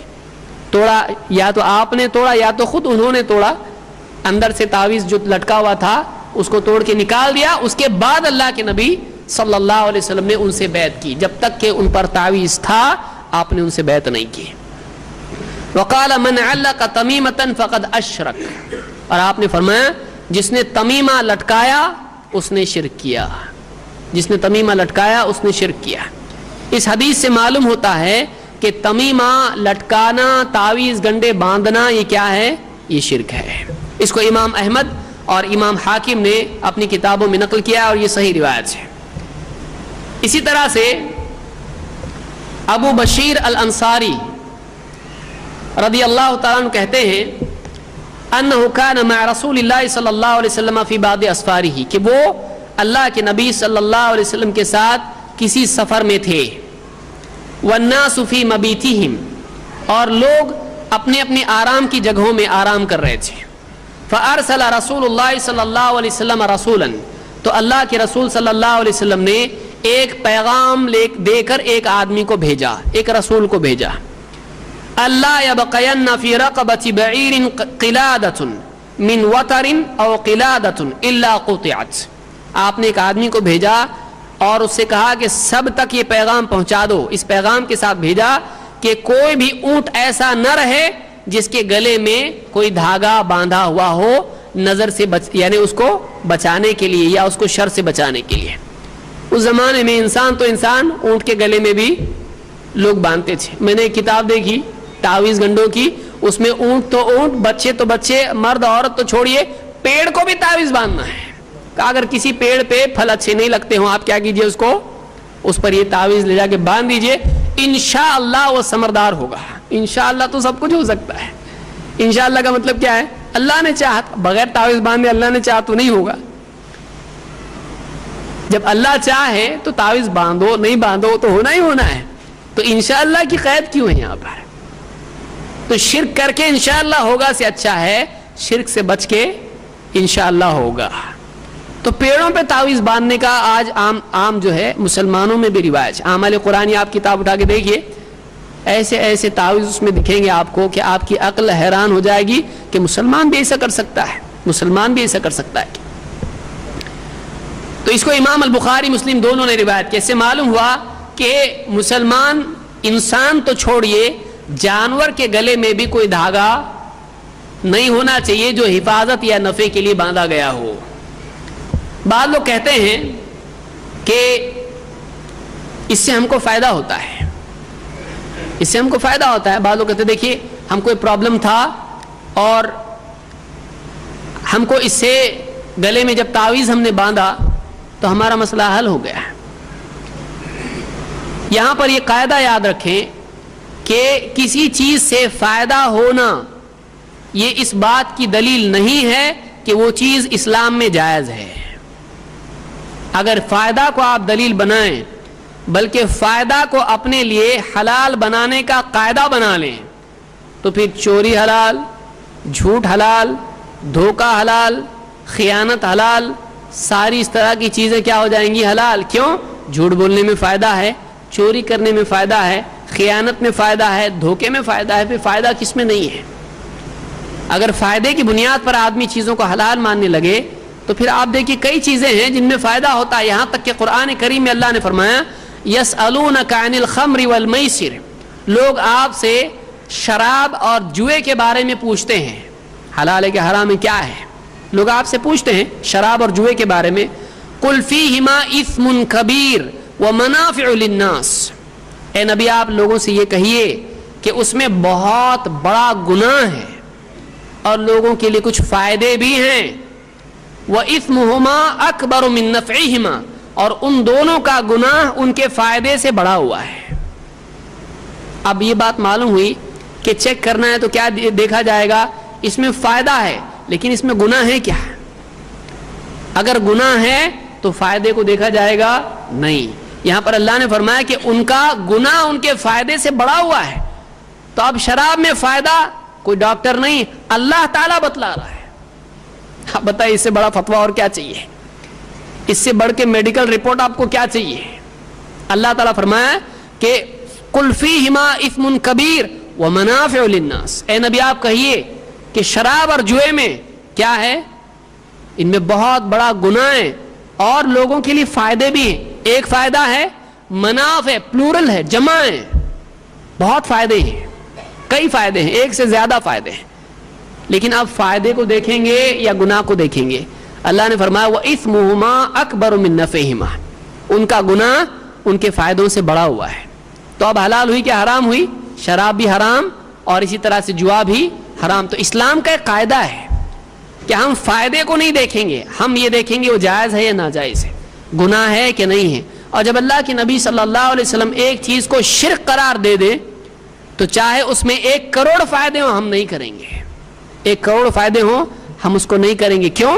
اس لیے کہ وہ حرام ہے, اس لیے کہ وہ گناہ ہے, اس لیے کہ وہ شرک ہے. تو اللہ نے یہاں پر ایک قاعدہ ہم کو بتا دیا. اسی طرح سے آپ دیکھیں کہ کچھ چیزیں وہ ہوتی ہیں جن میں فائدہ بظاہر دکھائی دیتا ہے لیکن فوق الفطری طور پر فائدہ کسی چیز میں قرار دینے کے لیے, ثابت کرنے کے لیے دلیل چاہیے. مثلا کوئی کام آدمی کرتا ہے تو اس سے فائدہ ہوتا ہے, گلے میں تعویذ لٹکانے سے فائدہ ہوتا ہے, اس کے لیے دلیل کی ضرورت ہے. کسی انسان کا تجربہ اگر دلیل ہو تو آپ بتائیے. کچھ علاقوں میں کچھ لوگ آتے ہیں انٹرویو, آپ بہت سارے اس طرح کے آتے ہیں کہ کوئی بچہ ہے کسی علاقے میں اور وہ بچہ کہہ رہا ہے کہ پرانے جنم میں ان کے گھر میں پیدا ہوا تھا. اب یہ تو دکھائی دے رہا, آپ مانیں گے؟ اور وہ بول رہا ہے, باپ کا نام بول رہا ہے, ماں کا کبھی ملاقات نہیں ہوئی اس کی. اب اس کا نام بتا, میں یہاں پڑھتا تھا, میں یہاں کھیلتا تھا, میں یہاں پر تھا, فلانی تیجوری میں فلاں چیز رکھی ہوئی ہے, میرے کپڑے یہ ہیں, میری وہ جگہ یہ ہے, پوری تفصیل بتا رہا ہے. وہ بچہ ہے چھوٹا. اب کیا اس مشاہدے کی بنیاد پر کہ دیکھ رہے ہیں آنکھ سے, کیا اس بنیاد پر یہ مانیں گے کہ ہاں پنرجنم بھی ہوتا ہے؟ یا کوئی آدمی کسی بت کے آگے گیا, کوئی آدمی عیسیٰ علیہ السلام کے بت کے سامنے گیا اور اس نے مانگا, جیزس مانگ رہا ہے, وہ میری مانگ رہا ہے, وہ پیڑ ہے, مورتی ہے, اس کے آگے جا کے ہاتھ پھیلا رہا ہے, مانگ رہا ہے. اور ایسے علاقے ہیں ہندوستان میں جن کا کروڑوں کا ٹرن اوور ہے, ملینز میں کماتے ہیں وہ. کیوں؟ لوگ پاگل ہیں جو جا رہے ہیں وہاں پہ, لوگ بولتے ہیں ہم کو فائدہ ہو رہا ہے. تو کیا اس کو بھی مانیں گے کہ وہ بھی صحیح ہے؟ اگر فائدہ ہے تو پھر یہ فائدے سے صحیح ہو جاتا ہے؟ نہیں. آپ بتائیے, کیا یہ نہیں ہو سکتا ہے کسی کے اندر جن چلا جائے اور مرے ہوئے کی پوری ڈیٹیل دینا شروع کرے؟ ایسے بھی تو جن جاتا ہے اور جا کے بتاتا ہے کہ فلاں جگہ ایسا ہے, فلاں جگہ ویسا ہے, جاؤ کھودو وہاں پہ, وہاں یہ نکلے گا, کھودتے ہیں تو نکلتا ہے. تو وہ جن ہوتا ہے جو کسی مرے ہوئے کے نام سے کسی کے اندر آ کے بتاتا ہے میں پرانے پچھلے جنم میں ایسا تھا. کیوں؟ کیا ضرورت ہے اس کو عقیدہ خراب کرے ان کا, تاکہ ایک آدمی سوچے پنرجنم ہے یعنی جا کے واپس آ رہا ہے, اس کا مطلب کوئی آخرت نہیں ہے, قبر میں عذاب و ثواب کچھ بھی نہیں ہے, یعنی واپس آ رہا نہیں ہے. یعنی ایک آدمی مرنے کے بعد دوسرے آدمی کے جسم میں چلا جاتا ہے, نیکسٹ جنم میں پیدا ہوتا ہے. وہ عقیدہ بگاڑ رہا ہے. وہ کون ہے؟ وہ جن ہے. تو ہم مشاہدے پر ہم ڈیپینڈ رہیں, فائدہ ہو رہا ہے, نقصان ہو رہا ہے. ہم مشاہدے پر ڈیپینڈ نہیں رہتے ہیں. ہماری نفع نقصان کے لیے کتاب و سنت کی دلیل چاہیے کہ دھاگا باندھنے سے فائدہ ہوتا ہے, فلانی چیز کرنے سے, تعویذ گلے میں باندھنے سے فائدہ ہوتا ہے. کتاب و سنت کی دلیل ہم کو چاہیے, عقل اور مشاہدے کی دلیل ہم کو نہیں چاہیے. ہم کو اس کی دلیل نہیں چاہیے. مثال کے طور پر آپ دیکھیے کہ کوئی چیز ایسی جڑ جائے, جیسے بابا کی قبر پہ رکھ دیے کوئی دھاگا, بابا کی قبر پہ دھاگا اگر رکھ دیے, پاور آتا ہے, دلیل اس کی فائدہ ہم کو ہوتا ہے, دلیل نہیں ہے, دلیل نہیں ہے. ہو سکتا ہے اس کو لگتا ہے. ڈاکٹرز لوگ کچھ دوائیں دیتے ہیں, پلاسیبو اس کو کہتے ہیں. وہ دوا کیسی ہوتی ہے؟ وہ بس پاؤڈر ہوتا ہے, اس کی گولیاں بناتے ہیں. یہ آپ ڈاکٹر سے پوچھیں, آپ کو بتائے گا. سارے ڈاکٹر نہیں بتائیں گے. وہ کیا دوائی ہوتی؟ وہ دوائی نہیں ہوتی, وہ پاؤڈر ہوتا ہے بس. کچھ پیشنٹ کیسے ہوتے ہیں, واقعی پیشنٹ نہیں ہوتے ہیں, دماغی پیشنٹ ہوتے ہیں. ان کو جب تک کہ دوائی نہیں دی جائے گی, ان کو جب تک کہ دوائی میں نے کھایا اچھا ہوا ایسا لگتا ہی نہیں. مثلا اس کے سر میں درد ہوتا ہے, ڈاکٹر کیا کرتا ہے, اس کو دوائی دے گا, اس کو اچھا نہیں لگ رہا, اچھا لگ رہا ہے نہیں, تم کو کچھ بھی پرابلم نہیں ہے, نہیں مجھ کو پرابلم ہے, مجھ کو یہ تکلیف ہوتی ہے, پیٹ دکھتا ہے, سر دکھتا ہے, یہ ہوتا ہے, وہ ہوتا ہے.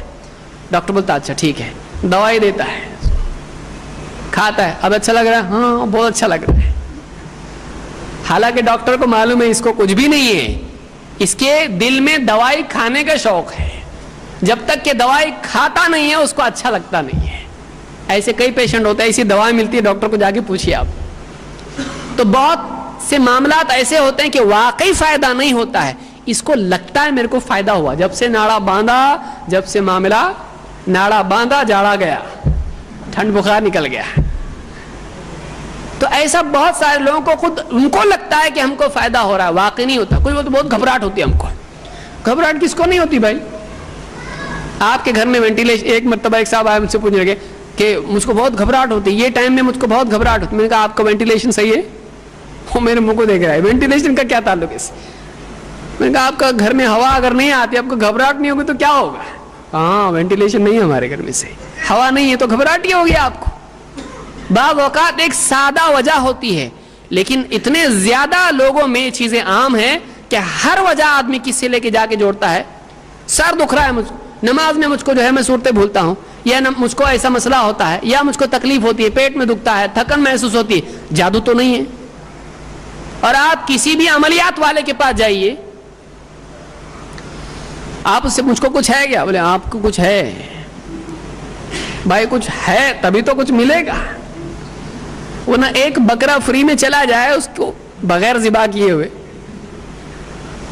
اور جو بھی عملیات والے ہوتے ہیں شاید ہی کسی کو بخشتے ہوں. ہاں جس کی جیب میں کچھ نہیں، بولتے تم کو کچھ نہیں ہے، جس کی جیب میں کچھ نہیں ہے تم کو کچھ نہیں ہے، کیونکہ اس کا علاج کرنے میں اتنا سوکھانا پڑے گا اپنے حلق کو، فری میں اس کو دینا پڑے گا لکھ کے، پیسہ تو کچھ آنے والا نہیں ہے. تو عام طور سے ان میں ہوتا ہے کہ جس کو بھی دیکھتے ہیں ہاں آپ کو کچھ ہے، سر دکھتا ہے ہاں، گھبراہٹ ہوتی ہے ہاں، تھوڑا سا بھولنا ہوتا ہے ہاں، نماز پڑھنے کو دل نہیں کرتا ہے ہاں، تم کو کچھ تو بھی ہے. تو عام مسلمانوں کا حال ہے نماز پڑھنے کو نہیں ہوتا ہے. اچھے اچھوں کو بستر سے باہر آنے کے لیے 7 سمندر پار کرنے پڑتے ہیں، دل پہ پتھر رکھنا پڑتا ہے. الارم بند کرنے کی طاقت ہوتی ہے، آنکھ کھولنے کی نہیں ہوتی. تو عام لوگوں کا سر درد کس کو نہیں ہوتا ہے؟ تو ایسے مسائل کوئی دلیل نہیں ہے، انسان کو خود لگتا ہے اس کو تکلیف ہے. عمر رضی اللہ تعالیٰ عنہ حجر اسود کے پاس آئے، جاء الى الحجر الاسود فقبلہ، حجر اسود کو چوما، کالا پتھر جو لگا ہوا ہے کعبہ میں اس کو چوما. فقال انی اعلم انک حجر لا تضر ولا تنفع، اور حجر اسود سے کہا میں جانتا ہوں تو ایک پتھر ہے، نہ تو فائدہ دے سکتا ہے نہ نقصان دے سکتا ہے. لا تضر ولا تنفع، تو نہ ضرر پہنچا سکتا ہے نہ نفع پہنچا سکتا ہے، نہ نقصان نہ فائدہ. تو پتھر ہے، نفع نقصان نہیں پہنچا سکتا ہے. ولولا انی رأیت رسول اللہ صلی اللہ علیہ وسلم یقبلک ما قبلتک، اگر میں نے اللہ کے رسول صلی اللہ علیہ وسلم کو تجھے چومتا نہیں دیکھا ہوتا میں تجھ کو کبھی نہیں چومتا. اب بتائیے وہ پتھر کہاں اٹیچڈ ہے، کہاں جڑا ہوا ہے، نصب کیا ہوا ہے؟ کعبہ میں. اور کتنے منٹ کے لیے ہے، کتنی راتوں کے لیے ہے؟ کئی راتیں صدیاں گزر گئی ہیں، سینکڑوں ہزار سال کے اوپر ہو گیا، 2500 سال، کتنا زمانہ گزر گیا. ابراہیم علیہ السلام نے اس کو نصب کیا تھا، پھر اس کے بعد دوسری مرتبہ خود اللہ کے نبی صلی اللہ علیہ وسلم کس کے ہاتھوں سے لگا ہوا ہے. اور کہاں لگا؟ اللہ کے گھر میں جو ساری زمین پر مرکزی حیثیت رکھتا ہے، اللہ کا گھر ہے وہ. اس کی تعمیر کس نے کی ہے؟ ابراہیم علیہ السلام نے. اب پرماننٹ اٹیچڈ ہے اس میں وہ. تب بھی عمر رضی اللہ تعالیٰ کیا کرے، ابھی بھی وہ چارج نہیں ہوا. نہ تو نفع پہنچا سکتا ہے نہ نقصان پہنچا سکتا ہے. اور ایک رات میں ایک دھاگا رکھا گیا بزرگ کی قبر پر، ایسا پاور اس میں آیا کہ لائف ٹائم چارجنگ، اب چارج کرنے کی ضرورت ہی نہیں اس کو، زندگی بھر کا پاور اس میں. کیا ہے یہ؟ کہاں سے ملا یہ؟ صحابہ کوئی دھاگا رکھتے تھے اللہ کے نبی صلی اللہ علیہ وسلم کی قبر پر. حضرت حمزہ رضی اللہ تعالیٰ کی قبر پر کوئی رکھا گیا کڑا، یہ پاور ہو جائے گا، پہنو سیدھا جنگ میں جاؤ. سارے آپ بتائیے اگر تعویذ سے کچھ اس طرح کا پاور آتا ہے، دنیا کی ساری حکومتیں کیا کریں گی؟ اپنی فوج بولیں گی سب جاؤ گھر کو، اب تم لوگ کون تمہارا اتنا خرچہ اٹھائے؟ ایک تعویذ پہن کے ایک آدمی بھیج دیا، ختم. میزائل کو تعویذ باندھ کے چھوڑ دو، برابر جا کے ایک میزائل میں سارا کام تمام. ضرورت کیا ہے فوجوں کی؟ ضرورت کیا ہے ڈاکٹروں کی؟ کتنے بابا ہیں آخری وقت میں ڈاکٹر کو ان کے پاس جانا پڑتا ہے. آپ بتائیے ایمانداری سے، کوئی بابا ایسا ہے جو ڈاکٹر کا منہ نہیں دیکھتا ہو؟ اپنے لیے، بیوی بچوں کے لیے، رشتہ داروں کے لیے. آپ کو کتنے بابا ملیں گے ہاسپٹلز میں، تو یہاں کیوں آیا؟ مجھ کو وہاں بھیجا، تو مجھ کو کڑا دے کے بھیجا، تو یہاں کیا کر رہا ہے؟ ڈاکٹر اس کی علاج کر رہے ہیں. یہ سب جھوٹ اور دھوکہ ہے. لیکن اس میں آدمی پھنستا، عقل والا آدمی کیوں پھنستا ہے؟ امید، تمنا، مسئلے میں پھنسا ہوا آدمی، جس کو بولتے ہیں نا آدمی ڈیسپریٹ جب ہو جاتا ہے تو کچھ بھی لاؤ، ڈوبتے کو تنکے کا سہارا. آدمی ہر چیز کو پکڑتا ہے، کچھ تو ہو، ہر چیز ٹرائی کرتا ہے. مصیبت میں آدمی رانگ نمبر بھی ٹرائی کرتا ہے، کسی کو لگ جائے مسئلہ حل ہو جائے میرا. تو یہ جو معاملہ ہے، عمر رضی اللہ تعالیٰ فرماتے ہیں تو نہ نفع دے سکتا ہے نہ نقصان. تو معلوم ہوا آسمان سے، جنت سے، اللہ کی طرف سے جبریل لے کر آیا ہوا پتھر اللہ کے خلیل نے لگایا پہلی مرتبہ، دوسری مرتبہ بھی خلیل اور رسول امام الانبیاء نے لگایا، اللہ کے گھر میں لگایا، پرماننٹ لگا ہوا ہے. لیکن اس میں بھی کوئی پاور ہے؟ لا تنفع ولا اس سے زیادہ بھاری پتھر، اور ایک انگوٹھی پہن لیا اس نے عقیق، یہ پتھر اس کی ساری بلاؤں کو دور کرے گا. کیا ہے یہ جھوٹ ہے، یہ دھوکہ ہے، یہ اسلام میں نہیں ہے، یہ غلط ہے، یہ قرآن سنت سے غلط ثابت ہوتا ہے. تو یہ بعض لوگوں کا استدلال ہوتا ہے جس سے یعنی وہ لوگ ثابت کرنے کی کوشش کرتے ہیں کہ ہم کو فائدہ ہوتا ہے، ان کو لگتا ہے کہ فائدہ ہوتا ہے. اور اگر مان بھی لیا جائے کہ کسی غلط کام سے کسی کا کام بن گیا، کام بننا کام کے بنانے کے طریقے کے صحیح ہونے کی دلیل نہیں ہے. غلط طریقے سے کام بن گیا، کوئی کاپی کر کے پاس ہو گیا یعنی کاپی کرنا جائز ہو گیا، فائدہ ہو گیا نا اس کا. کسی نے جھوٹ بول کے چیز بکا دی اپنی یعنی یہ صحیح ہے، حلال ہے، کیوں؟ کام بن گیا، فائدہ ہو گیا. تو فائدہ ہونے سے وہ چیز حلال ہو جاتی ہے؟ نہیں، فائدہ ہونے سے وہ چیز حلال نہیں ہوتی ہے. آئیے دیکھتے ہیں کہ اس سلسلے میں اور کیا دلیلیں ہیں. بعض لوگ کہتے ہیں کہ جو لوگ قرآن کے تعویذ باندھتے، بعض لوگ ٹھیک ہے دھاگے، ناڑے، کڑے، لیمو، مرچ اور اس طرح کی چیزیں چھوڑ دو. بعض لوگ بولتے ہیں ہم تو قرآن اس میں ہے، قرآن لکھا ہوا ہے، دعا لکھی ہوئی ہے، وہ گلے میں باندھے ہوئے. یہ بھی غلط. کچھ تو کنسیشن دو، کچھ لوگ بولتے ہیں یعنی یہ بھی غلط ہے، سب غلط ہے. ہمارے نزدیک ہر قسم کا تعویذ غلط ہے، اس کی دلیلیں سب موجود ہیں، وہ دے رہا ہوں میں بھی. ہر قسم کا تمیمہ تعویذ غلط ہے. کچھ لوگ کہتے ہیں قرآن میں شفا ہے، قرآن میں خود ہے. اللہ نے کیا فرمایا؟ وَنُنَزِّلُ مِنَ الْقُرْآنِ مَا هُوَ شِفَاءٌ وَرَحْمَةٌ لِّلْمُؤْمِنِينَ.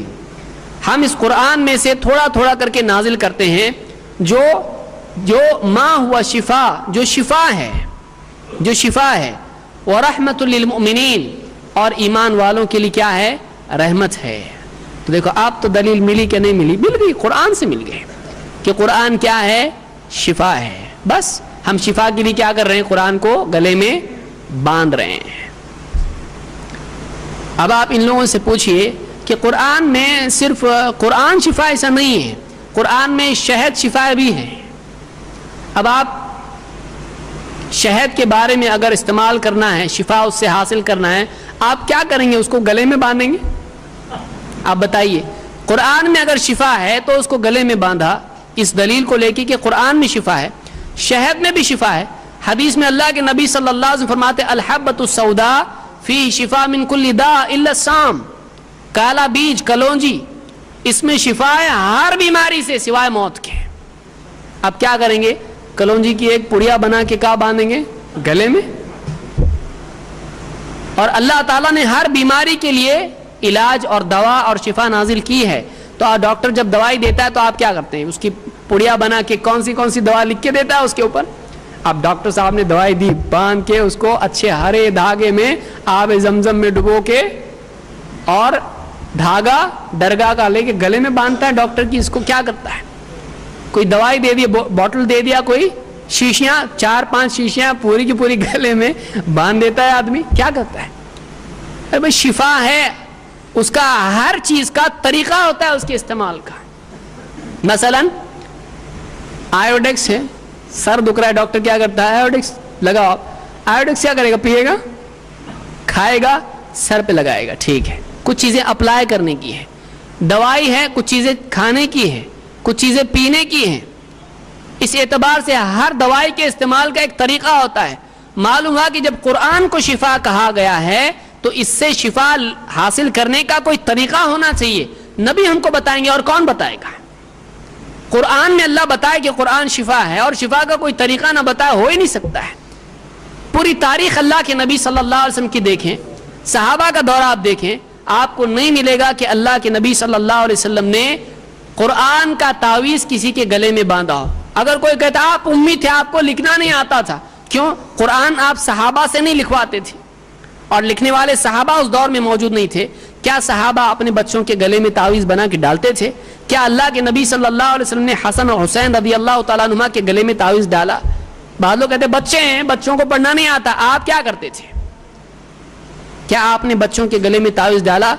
تو قرآن شفا ہے، اس میں کوئی شک نہیں ہے، لیکن اس شفا کے حاصل کرنے کا طریقہ اس کو باندھنا نہیں ہے بلکہ اس کو پڑھنا ہے. کیونکہ اللہ کے نبی صلی اللہ علیہ وسلم اور صحابہ نے قرآن کے پڑھنے سے لوگوں کا علاج کیا ہے، اس کو باندھنے سے علاج نہیں کیا ہے. تو یہاں معلوم ہوا کہ طریقہ کس کا اختیار کرنا پڑے گا؟ اللہ کے نبی صلی اللہ علیہ وسلم کا اور صحابہ کا، ہم کو وہاں پر قرآن کا باندھنا ملتا ہے؟ نہیں ملتا ہے۔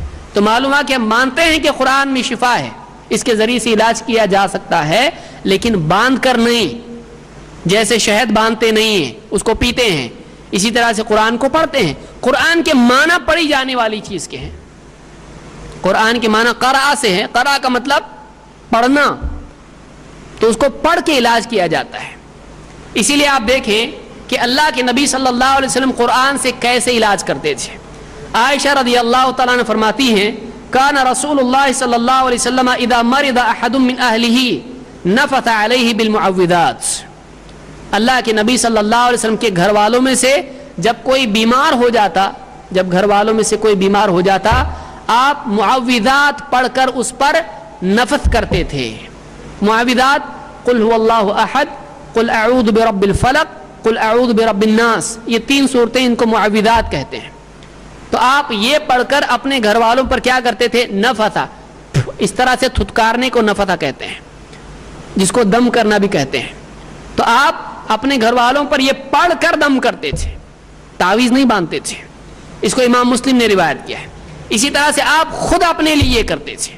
عائشہ رضی اللہ عنہ فرماتی ہیں ان النبی صلی اللہ علیہ وسلم کان اذا اشتکا یقرأ علی نفسہ بالمعوذات وینفث، یہ بھی صحیح مسلم کی روایت ہے، کتاب السلام میں اس کو امام مسلم نے ذکر کیا ہے کہ جب اللہ کے نبی صلی اللہ علیہ وسلم خود بیمار ہوتے تو آپ اپنے اوپر معوذات پڑھتے اور اپنے اوپر کیا کرتے؟ پھر دم کرتے۔ آپ تھتکارتے اپنے ہاتھوں میں اور سر، چہرہ، آگے پیچھے پورے بدن پر ہاتھ آپ پھیرتے۔ یہ طریقہ نبی صلی اللہ علیہ وسلم کا ہے۔ قرآن میں شفا ہے، لیکن اس شفا کے اختیار کرنے کا طریقہ کس کی طرف سے لینا پڑے گا؟ محمد رسول اللہ صلی اللہ علیہ وسلم۔ کوئی آدمی ڈاکٹر سے دوائی کی پرچی لے لے اور اپنے دل سے اس کا استعمال کرے چلے گا، جیسا ڈاکٹر بتائے شرافت سے ویسا کرے گا تو فائدہ ہوگا۔ اب بتائیے، اللہ کے نبی صلی اللہ علیہ وسلم ہم کو سکھانے کے لیے آئے تھے کہ قرآن سے شفا کیسے اختیار کی جاتی ہے۔ شفا دینے والا اللہ ہے، اور ذریعہ اختیار کریں گے، ذریعہ شرعی ہونا چاہیے، شریعت کے باہر نہیں ہونا چاہیے۔ اپنے دل سے کوئی بھی طریقہ اختیار نہیں کر سکتے ہیں۔ آئیے دیکھتے ہیں کہ اس کے انکار کی کیا دلیلیں ہیں۔ پہلی بات تو یہ، اب آپ دلیلیں یاد رکھیں۔ نمبر 1، اللہ کے نبی صلی اللہ علیہ وسلم نے تمیمہ کو علی الاطلاق منع کیا ہے۔ آپ نے نہیں کہا سارے تمیمہ، سارے تعویذ غلط سوائے قرآن والے کے ہیں، آپ نے کہیں نہیں کہا۔ کسی ایک حدیث میں بھی، چاہے وہ ایک حدیث میں ہو یا دوسری کسی حدیث میں اس کا استثناء موجود ہو، ایسا کہیں نہیں ہے۔ آپ نے علی الاطلاق آپ نے کیا کہا؟ من علق تمیمۃ فقد اشرک، جس نے تمیمہ لٹکایا اس نے شرک کیا۔ اگر ایسا کوئی تمیمہ ہوتا جو جائز ہوتا، جیسا کہ آج کل لوگ کہتے ہیں کہ بھائی دوسرے تمیمے حرام ہیں، ہاں قرآن کا تمیمہ چلتا ہے۔ اب بتائیے، یہ جو ایکسیپشن ہے، یہ چھوڑ کے سب حرام ہے، یہ چھوڑ کے سب قرآن کا تعویذ چھوڑ کے سب شرک ہے، یہ جو چھوڑ کے ہے یہ ہم کہہ رہے ہیں یا اللہ کے نبی صلی اللہ علیہ وسلم نے کہا؟ اللہ کے نبی صلی اللہ علیہ وسلم نے نہیں کہا کبھی۔ آپ نے علی الاطلاق آپ نے ہمیشہ کیا کہا؟ من علق تمیمۃ فقد اشرک، جس نے تمیمہ لٹکایا اس نے شرک کیا۔ آپ ایک مرتبہ کہہ دیتے کہ ہاں سوائے قرآن کے تمیمہ کے۔ آپ نے استثناء کئی جگہ پر کہا۔ آپ دیکھیں لا الہ استثناء آ رہا ہے، کوئی معبود نہیں، لیکن آپ کیا کہہ رہے ہیں؟ الا اللہ، سوائے اللہ کے۔ آپ نے ہر جگہ پر جہاں استثناء ضروری ہے وہاں پر آپ نے کہا ہے کہ سوائے اس کے سارے فرقے جہنم میں جائیں گے، کلھا فی النار۔ آپ چپ ہو گئے؟ نہیں، بتانا ضروری ہے۔ ایکسیپشن الا ملۃ واحدہ، سب جہنم میں جائیں گے سوائے ایک جماعت کے۔ کون؟ ما انا علیہ واصحابی وہی الجماعہ۔ آپ نے بتایا کہ جہاں سب بتانا ہے غلط، اس میں ایک صحیح ہے، آپ نے بتایا وہاں پہ، کیونکہ نبی پر لازم ہے بتانا۔ آپ بتا رہے ہیں جس نے تمیمہ لٹکایا اس نے شرک کیا، آپ ایک بار بھی نہیں بتا رہے سوائے قرآن کے تمیمہ کے، باقی سارے تمیمہ شرک ہے۔ تو معلوم یہ ہوا کہ جب آپ نے اس میں ایکسیپشن استثناء ذکر نہیں کیا تو سارے تمیمہ کیا ہیں؟ شرک ہے۔ من علق تمیمۃ فقد اشرک۔ کچھ لوگ بولتے ہیں تمیمہ شرک ہے، باندھیں گے دھاگا کڑا وغیرہ وہ شرک نہیں ہے، ایسا نہیں ہے، وہ بھی اسی کے حکم میں آتا ہے۔ اللہ کے نبی صلی اللہ علیہ وسلم نے فرمایا، یہ مسند احمد کی روایت تھی، آپ نے فرمایا من تعلق شیئا وکل الیہ، جو کوئی بھی چیز لٹکائے، دھاگے، من کے، کڑے، جو بھی ہو، من تعلق شیئا، جو کوئی چیز لٹکائے اسی کے حوالے کر دیا جاتا ہے۔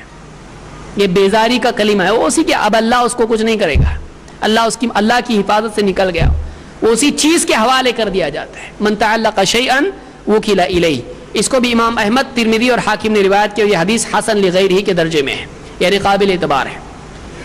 اسی طرح سے اللہ کے نبی صلی اللہ علیہ وسلم، بعض لوگ کہتے ہیں کہ بچوں پہ تو چلتا ہے، بچوں پہ بھی تعویذ نہیں چلتا ہے، وہ نہیں پڑھیں، آپ ان پر پڑھیں، وہ اگر خود نہیں پڑھ سکتے ہیں بچے، آپ چھوٹے بچوں پر آپ پڑھیں، جو بھی دعا آپ پڑھتے ہیں حدیث میں آئی آپ پڑھیں۔ کیوں؟ ابن عباس رضی اللہ تعالیٰ عنہ فرماتے ہیں کان النبی صلی اللہ علیہ وسلم یعوذ الحسن والحسین، اللہ کے نبی صلی اللہ علیہ وسلم حسن اور حسین کو تعویذ کرتے تھے۔ بعض لوگوں نے ترجمے میں دیکھا تعویذ، انہوں نے کہا دیکھو تعویذ تو بخاری میں ہے، لیکن عربوں کے نزدیک تعویذ کے معنی کیا ہے؟ تعوذ کرنا، اللہ کی پناہ لینا۔ ہمارے یہاں پر کیا ہو جاتا ہے اس کا مطلب جو لٹکایا جاتا ہے، پناہ مانگنے کے لیے جو لٹکایا جاتا ہے تعویذ، تو عربوں میں پڑھنے کو بھی تعویذ کہتے ہیں، بلکہ پڑھنے کو اصلاً تعویذ کہا جاتا ہے، یہ بعد میں لوگوں نے لٹکانا شروع کیا ہے۔ تو آپ حسن اور حسین دونوں بچے تھے آپ کے نواسے، آپ ان کو تعویذ کرتے تھے، یعوذ، ان کو تعویذ کرتے تھے، کیسے؟ وَيَقُول، آپ یوں کہتے تھے، لٹکاتے نہیں تھے، وَيَقُول إِنَّ أَبَاكُمَا كَانَ يُعَوِّذُ بِهَا إِسْمَاعِيلَ وَإِسْحَاقَ، اور آپ کہتے تھے تمہارے باپ یعنی ابراہیم علیہ السلام اپنے بیٹوں اسماعیل اور اسحاق کو بھی ایسے ہی کیا کرتے تھے؟ تعویذ کرتے تھے، کیسے؟ اعوذ بکلمات اللہ التامہ من کل شیطان وہامہ ومن کل عین لامہ، یہ دعا پڑھتے تھے۔ چھوٹی دعا کتنی چھوٹی ہے، لوگ نعتیں یاد کرتے ہیں شرکیہ، اتنی دعا یاد نہیں ہوتی، لوگوں کو گانے یاد ہو جاتے ہیں، اتنا کون یاد کرے گا؟ جس کو یاد کرنا ہے وہ یاد کر سکتا ہے، جس کو یاد نہیں کرنا ہے وہ یاد نہیں کرتا ہے۔ اعوذ بکلمات اللہ التامہ من کل شیطان وہامہ ومن کل عین لامہ، ختم، تین ہی جملے ہیں، انا اعطیناک الکوثر فصل لربک وانحر ان شانئک هو الابتر، تین آیتیں، تین جملے ہیں بس، یاد کرنا چاہے کر سکتا ہے۔ یہ بخاری میں امام البخاری نے اس کو ذکر کیا ہے۔ تو اللہ کے نبی صلی اللہ علیہ وسلم بھی بچوں کو تعویذ نہیں پہناتے تھے، بلکہ یہ دعا پڑھ کے ان کی نظر دور کرتے تھے۔ ہمارے نانی اماں آتی کیا لے کے؟ نمک لے کے، اور بچوں کو اگر نظر لگی سب ہٹ جاؤ، سب ہٹ جاتے، ماں ہٹ جاتی، بہن ہٹ جاتی، سب ہٹ جاتے ہیں، اور وہ نمک لے کے کیا ہے؟ Head to toe, toe to head, سر سے پاؤں، پاؤں سے سر، سر سے پاؤں، پاؤں سے، اور اس کے بعد کہاں ڈالتے اس کو؟ نمک کو آگ میں، اور تر تر تر تر، دیکھو اس کی نظر بہت ڈینجر نظر لگی تھی اس کو، دشمن کی نظر لگی تھی اس کو۔ وہی 1 کلو نمک لے کے اگر نانی کو کر کے بھی ڈالیں گے اس میں بھی آواز آئے گی، اور کسی کو نہیں کریں گے، اگر نمک کا ڈبہ ہے اس کو بھی کر کے ڈالیں گے اس کو بھی نظر لگی ہے، اس کی بھی آواز، کیونکہ نمک ایسا ہی آپ کبھی بھی آگ میں ڈالیں، نمک کیا ہے؟ ایسا ہی آواز کرے گا، چاہے سر سے پاؤں تک کریں یا نہیں کریں، یا ایک کان سے دوسرے کان، کہیں سے بھی کچھ بھی کریں آپ، وہی ہونے والا ہے، کیونکہ اس کا قاعدہ ہے نمک کا، وہ ٹوٹتا ہے تو آواز کرتا ہے۔ اس طرح کی جو ہے جہالت مسلمانوں میں عام ہے، سنت چھوڑیں گے شرکیات میں جائیں گے، یہ بہت خطرناک معاملہ ہے کہ ایک آدمی جو ہے ایسے طریقے اپنائے جو اسلام میں نہیں ہے، وہ دھیرے دھیرے اس کو شرک تک لے جاتے ہیں۔ تو یہ دعا پڑھنا نظر اتارنے کا بہترین ذریعہ ہے، جو نہ صرف اللہ کے نبی صلی اللہ علیہ وسلم بلکہ ابراہیم علیہ السلام بھی کرتے تھے۔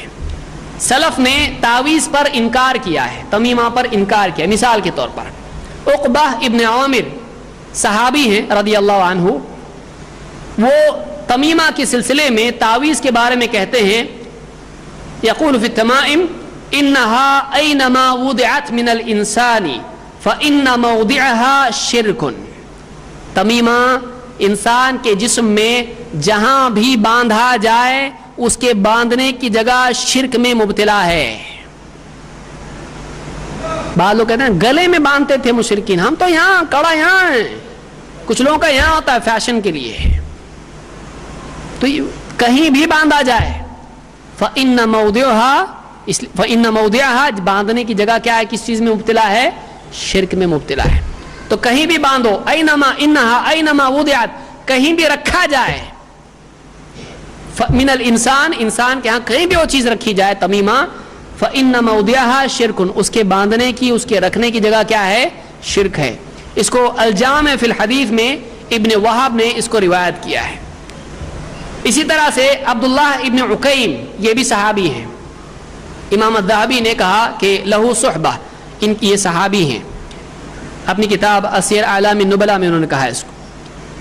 عیسیٰ ابن عبد الرحمن ابن ابی لیلہ کہتے ہیں دخلت علی عبداللہ ابن عقیم, دخلت علی عبداللہ ابن عقیم, میں عبداللہ ابن عقیم کے پاس گیا, ان کے کمرے میں گیا, جن کا پورا نام یعنی عبداللہ ابن عقیم ابی معبد الجہنی ہے. کہتے ہیں اعودہ, میں ان کی عیادت کے لیے گیا, وہ بیمار تھے, وہ بھی حمرۃ, اور ان کو بخار تھا, ان کو بہت بخار تھا. فقلنا الا تعلق شیئا, کہتے ہیں ہم نے ان سے کہا آپ تعویذ نہیں باندھتے کیا, ہم آپ کو تعویذ نہ باندھیں, آپ تعویذ نہیں باندھتے. اب بتائیے, ایک مسلمان کے پاس جا رہا, صحابی کے پاس تابعی جا رہے ہیں, وہ کیا شرک والا تعویذ باندھنے کے لیے کہیں گے, یعنی وہ ایسا تعویذ کہیں گے جس کے اندر بتوں والا تعویذ ہو. وہ کہتے ہیں کہ ہم نے ان سے پوچھا الا تعلق شیئا, آپ اپنے اوپر تعویذ کیوں نہیں باندھتے ہیں. قال الموت اقرب من ذلك, اس سے زیادہ تو موت نزدیک ہے. انہوں نے کیا کہا, یعنی تعویذ باندھنے سے اچھا تو موت آ جائے, موت اس سے زیادہ قریب ہے. کہا کہ الموت اقرب من ذلك, اور آگے کہا قال النبی صلی اللہ علیہ وسلم من تعلق شیئا وکل الیہ, اللہ کے نبی صلی اللہ علیہ وسلم نے فرمایا ہے کہ جو کوئی چیز لٹکاتا ہے اسی کے حوالے کر دیا جاتا ہے. تو آپ دیکھیں صحابی یہاں پر یعنی نہیں کہہ رہے ہاں قرآن کا چلتا ہے, حدیث کا چلتا ہے, دعا کا چلتا ہے, نہیں, جو کوئی بھی چیز لٹکائے وہ کس کے حوالے کر دیا جاتا ہے, اسی کے حوالے کر دیا جاتا ہے. اس کو امام احمد, ترمذی اور حاکم نے روایت کیا, اور یہ حسن حدیث ہے, حسن لغیرہ کے درجے کی ہے.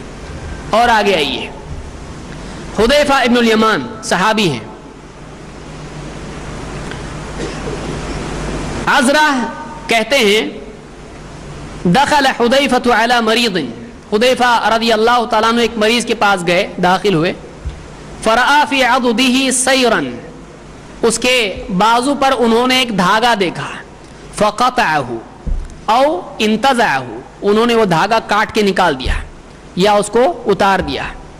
ثم قال, پھر اس کے بعد کہا وما یؤمن اکثرهم باللہ الا وهم مشرکون, ان میں سے اکثر اللہ پر ایمان لانے کے باوجود بھی مشرک کے مشرک ہی ہیں.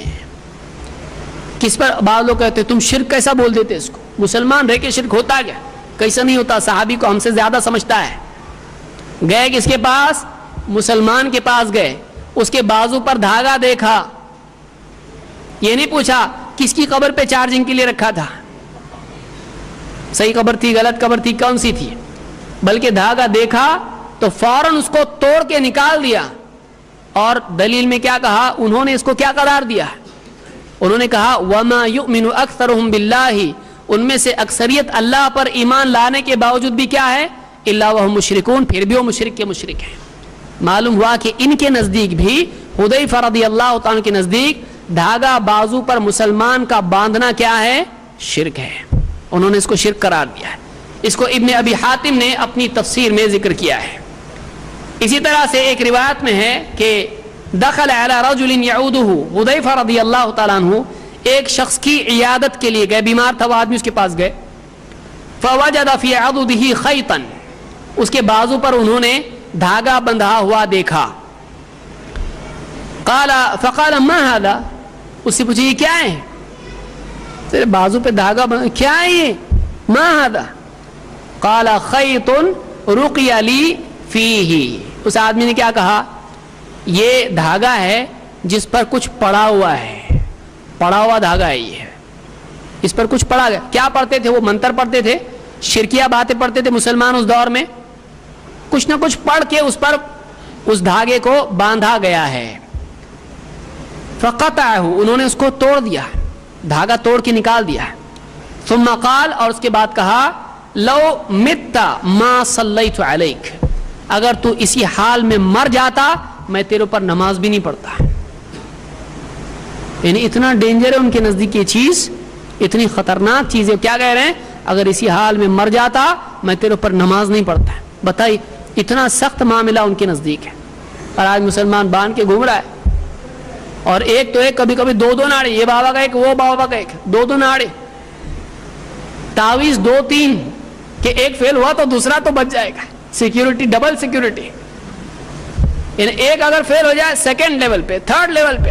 کتنے لوگ ہوتے ہیں ان کے پاس, کیا کیا ہوتا ہے, جیب میں فلانے بابا کا کچھ, یہ جیب میں فلانے کا کچھ, گلے میں, ہاتھ میں, ادھر ادھر, انگوٹھی, سب ٹوٹل سیکیورٹی. کتنے اینٹی وائرس لگائے ہوئے. کیا یہ ایک اللہ کافی نہیں ہے؟ تو آپ بتائیے آدمی اس طرح کی چیزوں میں ابتلا ہوتا, دھاگا توڑ دیا, کہا مر جاتا ہے اس حال میں تیرے پر نماز نہیں پڑھتا میں. تو آپ بتائیے صحابی کے نزدیک کیا ہے؟ شرک نہیں ہے؟ شرک ہے. اس کو ابن ابی شیبہ نے اپنی مصنف میں ذکر کیا ہے. اور یہ تو میں صرف وہ روایتیں نقل کر رہا ہوں جو صحیح یا ضعیف یعنی حسن درجے کی ہیں. ایسی کئی روایتیں جو ضعیف ہے شرک اس کے خلاف, میں نے ان کو ترک کر دیا اور بہت احتیاط کے ساتھ وہ حدیثیں نقل کی, وہ روایت لی جو صحیح یا حسن درجے کی ہے, ورنہ اور روایتیں کئی ہیں اس باب میں. علی ابن ابی طالب رضی اللہ تعالیٰ, دیکھیے عبداللہ ابن حبیرہ کہتے ہیں ان علی ابن ابی طالب کان یقول, علی ابن ابی طالب رضی اللہ تعالیٰ عنہ کہا کرتے تھے, تعلیق التمائم شعبۃ من شعب الجاہلیہ, تمائم کا لٹکانا جاہلیت کے شعبوں میں سے ایک شعبہ ہے. جاہلیت کی برانچز میں سے, جاہلیت کے ڈپارٹمنٹس میں سے, جاہلیت کی چیزوں میں سے ایک چیز ہے. جاہلیت شرکیہ دور میں جو برائیاں مشرکین میں تھیں اس کو کیا کہتے ہیں؟ جاہلیت. اب بتائیے بت پرستی کو کوئی کہے گا بت پرستی جاہلیت کی چیزوں میں سے ایک چیز ہے؟ ایسا نہیں کہے گا, وہ تو شرک ہے. شرک ہے وہ جو چیز ایک دم شرکیہ ہو. آپ بتائیے اس کے یعنی یہ جو آدمی عمل کر رہا ہے یہ اگر واقعی کوئی بت ایسا ہے کھل کے اگر شرک ہے کہا جائے گا. لیکن انہوں نے کیا کہا؟ جاہلیت کی چیزوں میں سے ایک چیز ہے کہ کوئی آدمی دھاگا باندھے, کوئی آدمی تعویذ لٹکائے, چاہے وہ کچھ پڑھ کے ہو, چاہے وہ قرآن پڑھ کے ہو, چاہے وہ قرآنی ہو یا کچھ بھی ہو, وہ کیا ہے؟ جاہلیت کی چیزوں میں سے ایک چیز ہے. یعنی شرکیہ دور میں مشرکین جو کرتے تھے انہی میں سے یہ ایک ہے. ابن وہب نے اپنی کتاب الجامع میں اس کو ذکر کیا ہے. اسی طرح سے ابن مسعود رضی اللہ تعالیٰ عنہ صحابی, اور حنفی ہمارے بھائی کہتے ہیں ہمارا سارا فقہ ابن مسعود سے ہے. پھر یہ کیوں نہیں لیتے بھائی؟ یہ بھی تو لینے کی چیز ہے. ابن مسعود رضی اللہ تعالیٰ عنہ کا کیا فتویٰ ہے؟ قیس ابن سکن الاسدی کہتے ہیں دخل عبداللہ ابن مسعود علی امرأۃ, عبداللہ ابن مسعود ایک عورت کے پاس, اور ایک روایت میں ان کی اپنی بیوی کے پاس گئے. فرآ علیہا حرزا من الحمرہ, تو بیوی کے پاس کوئی دھاگا تھا جو بخار سے شفا کے لیے جو لوگ پہنتے تھے ویسے ہی دھاگا باندھا ہوا تھا, ناڑا. فقطعہ قطعا عنیفا, بڑے غصے سے طاقت سے جھپٹ کے اس کو انہوں نے توڑ دیا ہے, سختی سے اس کو کھینچ کے وہ دھاگا توڑ دیا ہے. ثم قال ان آل عبد اللہ عن الشرک اغنیاء, عبداللہ کے گھر والے شرک کے محتاج نہیں ہیں. عبداللہ کے یعنی عبداللہ کون ہے؟ عبداللہ ابن مسعود. یعنی میرے گھر میں شرک, میرا گھر شرک سے پاک ہے, میرے گھر میں شرک کے لیے جگہ نہیں ہے. وقال كان مما حفظنا عن النبي صلی اللہ علیہ وسلم, ہم نے جو بات اللہ کے نبی صلی اللہ علیہ وسلم سے محفوظ رکھی ہے وہ یہ ان الرقى والتمائم والتولیہ من الشرک, کہ رقیہ, تمیمہ اور تولیہ یہ سب کے سب شرک کی شاخیں ہیں, شرک میں سے ہیں.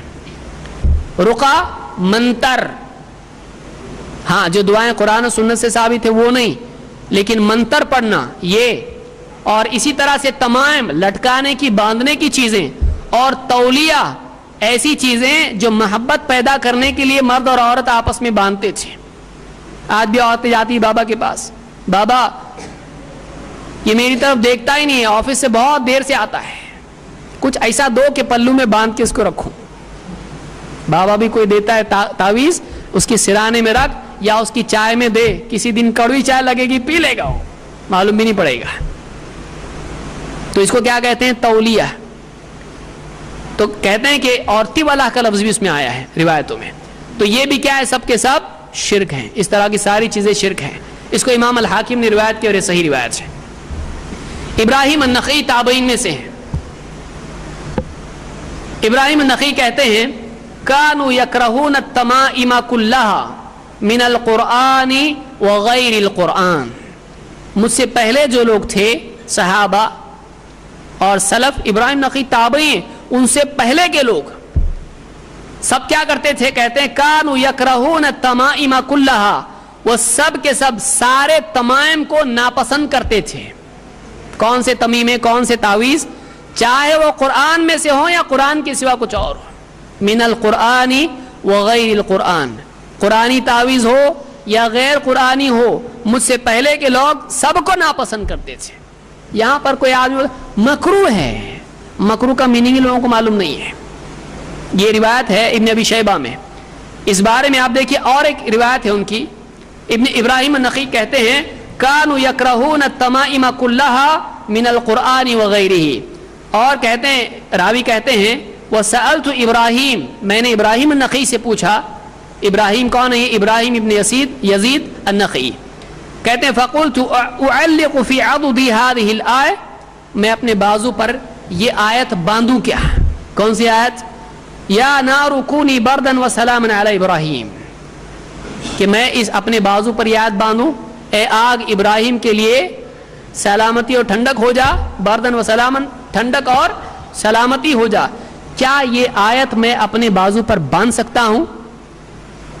من حمى كانت بی، بخار سے شفا کے لیے. بخار کی آگ ہوتی ہے، گرمی ہوتی ہے، تو ٹھنڈی جیسی ابراہیم علیہ السلام کے لیے ہو گئی آگ، یہ بخار میرے لیے کیا ہو جائے؟ ٹھنڈا ہو جائے. تو یہ آیت میں باندھ سکتا ہوں کیا؟ ابراہیم نخعی سے ایک آدمی نے پوچھا. فکرہ ذلک، انہوں نے اس کو ناپسند کیا، انہوں نے اس کو ناپسند کیا. اور امام الذہبی ابراہیم النخعی کے بارے میں کہتے ہیں وَكَانَ بَصِيرًا بِعِلْمِ ابن مسعود، ابراہیم النخعی رحمہ اللہ ابن مسعود رضی اللہ تعالیٰ عنہ کے علم کے بارے میں بہت گہری سمجھ رکھتے تھے. یعنی اسپیشلسٹ ہیں کس کے بارے میں؟ عبداللہ ابن مسعود رضی اللہ تعالیٰ کے بارے میں. اور وہ کیا کہتے ہیں؟ مجھ سے پہلے جو لوگ تھے وہ تعویذ کو پسند نہیں کرتے تھے، چاہے قرآن کا ہو یا چاہے قرآن کے سوا کوئی اور تعویذ ہو. کوئی آدمی یہاں کہہ سکتا ہے یکرہون کا لفظ ہے نا، یکرہون سے مکروہ ہوتا ہے. مکروہ کا مطلب پرمیسیبل ہے. بہت سارے لوگوں کے نزدیک مکروہ کیا ہوتا ہے کہ کرو، تھوڑا سلو کرو، تھوڑا کم کرو، لیکن کرو. لیکن سلف میں مکروہ کا لفظ حرام کے لیے استعمال ہوتا تھا، بعد میں فقہا نے حرام اور مکروہ میں فرق کیا. ورنہ سلف مکروہ کس کو کہتے تھے؟ جو حرام ہے اس کو کہتے تھے. مثال کے طور پر ابن عابدین حنفی ہیں، اپنی کتاب شامی، جس کو شامی کہا جاتا ہے، اور حاشیہ ہے وہ رد المختار پر، در مختار کی شرح رد المختار اس کا حاشیہ. تو ابن عابدین کہتے ہیں الکراہۃ حیث اطلقت فالمراد منها التحریم، جب پچھلوں کے کلام میں کوئی چیز ایسی ہو جس کے بارے میں یوں کہا گیا ہو کہ یہ مکروہ ہے، تو اس کا مطلب کیا ہوتا ہے؟ وہ حرام ہے. مکروہ تنزیہی، مکروہ تحریمی، ایسا کچھ تفصیل نہ ہو، مکروہ ہے ایسا کہا جائے تو اس کا مطلب کیا ہوتا ہے؟ وہ حرام ہے. کہتے ہیں قال ابو یوسف، امام ابو یوسف جو امام ابو حنیفہ کے شاگرد ہیں، قلت لابی حنیفہ، میں نے ابو حنیفہ سے پوچھا اذا قلت فی شیء اکرہہ، اگر آپ کہیں کسی چیز کے بارے میں کہ میں اس کو مکروہ سمجھتا ہوں، فما رأیک فیہ، تو اس میں آپ کی رائے کیا ہے؟ یعنی آپ کا سٹینڈ کیا ہے؟ آپ کیا کہتے ہو؟ مکروہ کا مطلب آپ کے نزدیک کیا ہے؟ قال التحریم، تو اگر میں کسی چیز کو مکروہ کہوں تو کیا ہو جاتا ہے؟ حرام ہو جاتا ہے. تو معلوم ہوا کہ پچھلوں کے نزدیک کسی چیز کو اگر ناپسندیدہ کہا جائے، کراہت اس میں ذکر کی جائے، تو اس کا مطلب کیا ہوتا ہے؟ وہ حرام ہے. تو یہاں پر ابراہیم النخعی جو کہہ رہے ہیں کہ پچھلے لوگ پسند نہیں کرتے تھے قرآن کے تعویذ کو یا غیر قرآن کے تعویذ کو، تو پسند نہیں کرتے کا مطلب یہ تھا کہ ان کے نزدیک وہ چیز کیا تھی؟ حرام تھی. اسی طرح سے تعویذ کے نقصانات اور اس کی ممانعت کے دلائل میں سے کیا ہے کہ تعویذ اور تمیمہ آدمی کے توکل کو کمزور کر دیتا ہے، اللہ پر سے بھروسے کو کیا کر دیتا ہے؟ کمزور کر دیتا ہے. اسی لیے اللہ کے نبی صلی اللہ علیہ وسلم نے فرمایا الطیرۃ شرک، अत्तियरतु शिरक, के शगुन लेना ये शिरक है। शगुन का क्या मतलब? बहुत सारे लोगों का ये होता है कि काम बनेगा कि नहीं बनेगा, तो अब जा रहा है गाड़ी पे और सामने से बिल्ली चली गई तो क्या होगा? काम अब नहीं बनेगा। या जा रहा था घर से बाहर इंटरव्यू के लिए, पीछे कोई छींक दिया, काम नहीं बनेगा। या टेबल पर दूध रखा था, पढ़ाई कर रहा था इम्तिहान के लिए, धक्का लग गया, दूध गिर गया, कुछ तो अशुभ होने वाला है। इस तरह की कोई चीज अगर होती है तो लोग ये समझते हैं घर पे उल्लू बोले कुछ तो डेंजर होने वाला है, कोई तो जाता आज। रात में कुत्ता रोने लगे, लोग समझते कौन मरा क्या मालूम। इस तरह की चीजें लोग समझते हैं। इस तरह से शगुन लेना कि बिल्ली के क्रॉस करने से या कुछ इस तरह से होने से काम बनेगा नहीं बनेगा, अल्लाह के नबी सल्लल्लाहु अलैहि वसल्लम फरमाते हैं अतियरतु शिरक, कि तियरा शगुन लेना ये क्या है? शिरक है। अरब के लोग क्या करते थे? कोई काम करना होता परिंदा उड़ाते, परिंदा राइट में गया काम बनेगा, राइट जा रहा, और लेफ्ट में गया काम नहीं बनता अपना। तो तैर से इस तरह से वो तियरा उसको मानते थे, शगुन लेना। तो आज भी हमारे यहाँ बहुत सारे लोग इस तरह का मामला करते हैं। शादी के लिए या नाम के लिए क्या करते हैं? कुरान में छुरी घोंपते हैं। बच्चे के नाम के लिए किधर छुरी घोंप रहे हैं? कुरान में, और खोल के नाम निकालते हैं। अब पहले फिरौन निकला, नहीं फिरौन नहीं, फिर से दूसरी बार इब्लीस, फिरौन, इस तरह का कुछ नाम निकल जाए, शैतान, शयातीन, नहीं, दूसरी बार और दूसरी बार तो बहुत सारे इस तरह के तरीके लोगों ने अपनाए हैं शगुन लेने के। निकाह के सिलसिले में या किसी और सिलसिले में सितारों की गर्दिश वगैरह की देख के निकाह तय करते हैं, काम बनेगा नहीं बनेगा, राशि फुला का ये है, अकरब है, ये सारी चीजें क्या हैं? ये शिरक हैं, अतियरतु शिरक। इसको इमाम अबू दाऊद, तिरमिज़ी, इब्न माजा वगैरह ने रिवायत किया है। इसी तरह से अल्लाह के नबी सल्लल्लाहु अलैहि वसल्लम ने फरमाया यदखुलुल जन्नत मिन उम्मती 70,000 बिगैर हिसाब, मेरी उम्मत में 70,000 लोग बगैर हिसाब के जन्नत में जाएंगे। 70,000 लोग बगैर हिसाब के जन्नत में जाएंगे। कौन है ये लोग? हुमुल लज़ीना ला यस्तरक़ून वला यततयरून व अला रब्बिहिम यतवक्कलून। ये वो लोग हैं कि जो रुक़िया नहीं करवाते हैं, मंतर नहीं करवाते हैं, और शगुन नहीं लेते हैं, और अपने रब पर ही भरोसा रखते हैं। अगर आदमी इस तरह की चीज़ों में पड़ता है तो वो बगैर हिसाब किताब की जन्नत में नहीं जाएगा। तो ये क्या है? ये बुखारी मुस्लिम की रिवायत है। इससे मालूम हुआ कि इस तरह की चीज़ों में, तावीज़ गंडों में तवक्कुल की नफ़ी होती है। और आप देखिए कि बहुत सारे लोग गले में तावीज़ रहा तो बहुत उनको अच्छा लगता है, हाँ तावीज़ है, और अगर मालूम पड़ा कि मैं भूल के आया घर पे तो घबरा जाते हैं। हालांकि उनको मालूम है अल्लाह अभी भी है, लेकिन तावीज़ नहीं है। तो बगैर तावीज़ के अल्लाह, नऊज़ बिल्लाह, अल्लाह भी क्या काम का ऐसा है क्या? नहीं। तो बगैर तावीज़ के अल्लाह काम नहीं कर सकता है, काम नहीं बना सकता है, मदद नहीं कर सकता है। शर्म आना चाहिए मुसलमान को कि वो अल्लाह की नुसरत के लिए तावीज़ को लाजमी करार दे। अल्लाह को किसी तावीज़ की ज़रूरत नहीं है। इसीलिए अल्लाह ने फरमाया अलैहिस्सल्लाहु बिकाफिन अब्दह, क्या अल्लाह अपने बंदे के लिए अल्लाह काफ़ी नहीं है? क्या अल्लाह अपने बंदे के लिए काफ़ी नहीं है? जब सारे असबाब ख़त्म हो जाते हैं तब भी अल्लाह बाकी रहता है। अल्लाह किसी सबब का मोहताज नहीं है। लेकिन जितने भी वसाइल और असबाब और जितनी भी इंसान की यानी चीज़ें हैं, दवाई हो या कोई इंसान हो या कुछ भी हो, वो सारी चीज़ें अल्लाह ताला की मर्ज़ी के ताबे होती हैं। इसको याद रखना चाहिए। तो तावीज़ में, तमीमा में तवक्कुल के खिलाफ मामला होता है। आदमी का दिल ख़राब हो जाता है और आदमी धीरे धीरे उसी पर भरोसा करने लगता है। आप देखिए कुछ सालों पहले एक आदमी सेंचुरी मारता था, सेंचुरी के बाद क्या करता था? क्रिकेट प्लेयर है, क्या करता था? सेंचुरी मारने के बाद में तावीज़ चूम रहे, क्या है यानी खेला ये और चूम रहा किसको? बहुत अच्छे 100 रन बनाए। पहले तो खेलना ही सही है कि नहीं आदमी देखे, और दूसरे ये कि सारी दुनिया के आगे शिरकियां अमल कर रहा है। भरोसा किस पे है? अल्लाह या तावीज़? तावीज़। आदमी धीरे धीरे, आज ये था ना कड़ा इसलिए मैं बच गया, ये नहीं होता बाबा का कड़ा तो गया था आज तो काम से, सामने से गाड़ी आ गई एकदम, कैसे डालने को मालूम नहीं पड़ा, कड़े ने इधर ले लिया मेरे को, अंगूठी थी करके आज बच गया। भूलने वाला था लेकिन देख आए बराबर पहन के निकला मैं, बच गया मैं। यकीन आता है आदमी का उसके ऊपर। آدمی کا عقیدہ اس پر آ جاتا ہے، اللہ بھول جاتا ہے، آدمی اکثر اوقات بھول جاتا ہے۔ اسی طرح سے تعویذ اور تمیمہ میں آدمی شرک اور خرافات میں مبتلا ہو جاتا ہے۔ مثلا ایک مثالیں دیتا ہوں آپ کو تعویذوں کی۔ ایک کتاب میں اعمال قرآنی نام کی مارکیٹ میں کتاب ملتی ہے، اس کتاب میں لکھا ہوا ہے تعویذ مجرب، مجرب جس کا تجربہ کیا گیا، ٹرائیڈ اینڈ ٹیسٹڈ، اس کو مجرب بولتے ہیں۔ کیا کہ لکھا ہے اس میں، کہتے ہیں از یک درویش باشرہ برائے درد ذہن، ایک بہت ہی شریعت کے پابند درویش نے یہ تعویذ دیا ہے عورت کے پیٹ میں بچے کے وقت میں جو دکھتا ہے، تکلیف ہوتی ہے، اس کے علاج کے لیے۔ اس نقش کو لکھ کر عورت کے داہنے ہاتھ پر رکھ دے، سیدھے ہاتھ میں رکھ دے، اور عورت اس کو بغور دیکھے، جلد لڑکا پیدا ہوگا انشاءاللہ تعالی۔ وہ کیا دیکھنا ہے، لکھتے ہیں نقش یہ ہے، کیا ہے نقش میں؟ باکس بنا ہوا ہے 786 اور جیم ہا خا طا وا عین قاف یا کاف لام میم اش شم 555 اس وق لام واو۔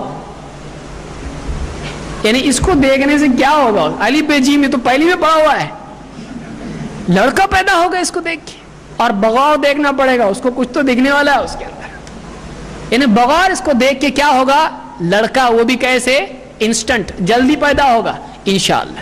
یہ خرافات ہیں، کیا ہے؟ یعنی نمبروں سے انسان الف با تا سے بچے پیدا ہوں گے، تو پیدا ہونے کے بعد پڑھنا ہے انہوں نے، لیکن پیدا ہونے کے پہلے ماں باپ بھی الف با پیدا کر کے پڑھ کے بچے پیدا کریں، کیا ہے؟ وہ بھی لڑکی نہیں لڑکا، یعنی اس میں پاور ہے، اس میں الفابیٹ، کسی کو لڑکی چاہیے تو اس کا دوسرا ہوگا، پھر اس میں طا کی جگہ غین غین سے کچھ دوسرا لینا پڑے گا، شمسی قمری اس طرح سے ہوتے ہیں تجوید میں، یہ چینج کرنا پڑے گا اس کو۔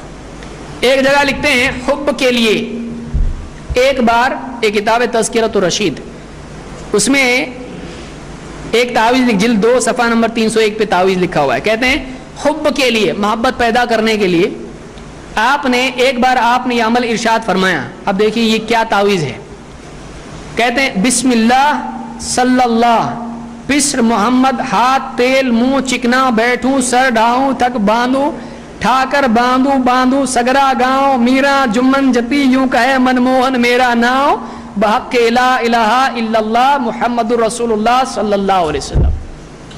کیا ہے؟ پھر سے پڑھ رہا ہوں ایک بار، سماعت فرمائے اس کو۔ کیا ہے؟ شروع ہو رہا بسم اللہ پہ، ختم ہو رہا لا الہ الا اللہ محمد رسول اللہ صلی اللہ علیہ وسلم پہ، لیکن بیچ میں کیا ہے؟ بیچ میں کیا ہے؟ کیا ہے؟ بسم اللہ صلی اللہ، وہ بھی علیہ وسلم بھی نہیں اس میں، صلی اللہ پسر محمد ہاتھ تیل تیل منہ چکنا بیٹھوں سر ڈھاؤ تھک باندھوں ٹھا کر باندھوں باندھوں سگرا گاؤں میرا جمن، اس کا نام اگر جمن رکھ دیا جائے پسند کرے گا؟ اللہ کو پکارا، اللہ سے مدد۔ جمن جتی کیا ہے؟ میرا جمن جتی کیا ہے؟ میرا جمن جتی یوں کہے منموہن، آپ انہیں پرائم منسٹر کا نام ہے منموہن، یہ کون سی زبان؟ عربی ہے، ہندی ہے؟ منموہن، میرا کدھر ہے؟ جمن، وہ سب نام چن چن کے لیے ہوئے ہیں، جمن میرا ناؤ بحق، پھر اینڈ میں واپس شریف بحق لا الہ الا اللہ محمد رسول اللہ صلی اللہ علیہ وسلم، ایک بار 41 بار پڑھ کر، صبح شام زبان سے یہی نکلنے لگے گا اگر 41 بار پڑھے گا تو، 41 بار پڑھ کر عطر پر دم کرے اور اس عطر کو دونوں انگوٹھوں کے ناخن پر لگا کر اپنی ابروؤں پر پھیر لے اور مطلوب کے سامنے جائے، انشاءاللہ اس کے قلب میں محبت پیدا ہوگی۔ یعنی جس کے بھی دل میں محبت نہیں ہے اس کے لیے میرا جمن جتی منموہن کر کے منموہن ہو جائے، اس کے من کو کیا کرے؟ موہ لے، منموہن بن جائے وہاں جا کے۔ کیا ہے یہ مسلمان ہے، اسلام میں ہے ایسا۔ اللہ تعالیٰ قرآن کریم میں فرماتا ہے ان الذین آمنوا وعملوا الصالحات سیجعل لهم الرحمن ودا، جو لوگ ایمان لائے اور نیک عمل کرتے رہے ان قریب رحمان ان کے لیے لوگوں کے دلوں میں محبت پیدا کر دے گا۔ ایمان و عمل ہے، یہ منموہن ہمارے لیے طریقہ نہیں ہے. اسی طرح سے ایک جگہ لکھا ہے کہ آیت وما محمد اخیراً میں کچھ دو ایک چیزیں ذکر کر رہا ہوں.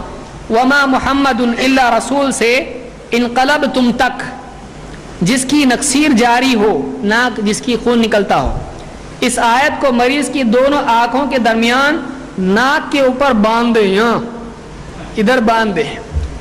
اگر کسی عورت کا خون جاری ہو جاوے, یعنی عورت کو حیض بہت آتا ہو یا اس کا استحاضہ ہو, خون جاری ہو جاوے, تو اس آیت کو 3 پرچوں پر لکھے, ایک پرچہ اس کے اگلے دامن میں باندھ دے, ایک پچھلے دامن میں, اور ایک زیر ناف, ناف کے نیچے باندھ دے. تعویذ میں اکثر اہانت ہوتی ہے قرآن کی.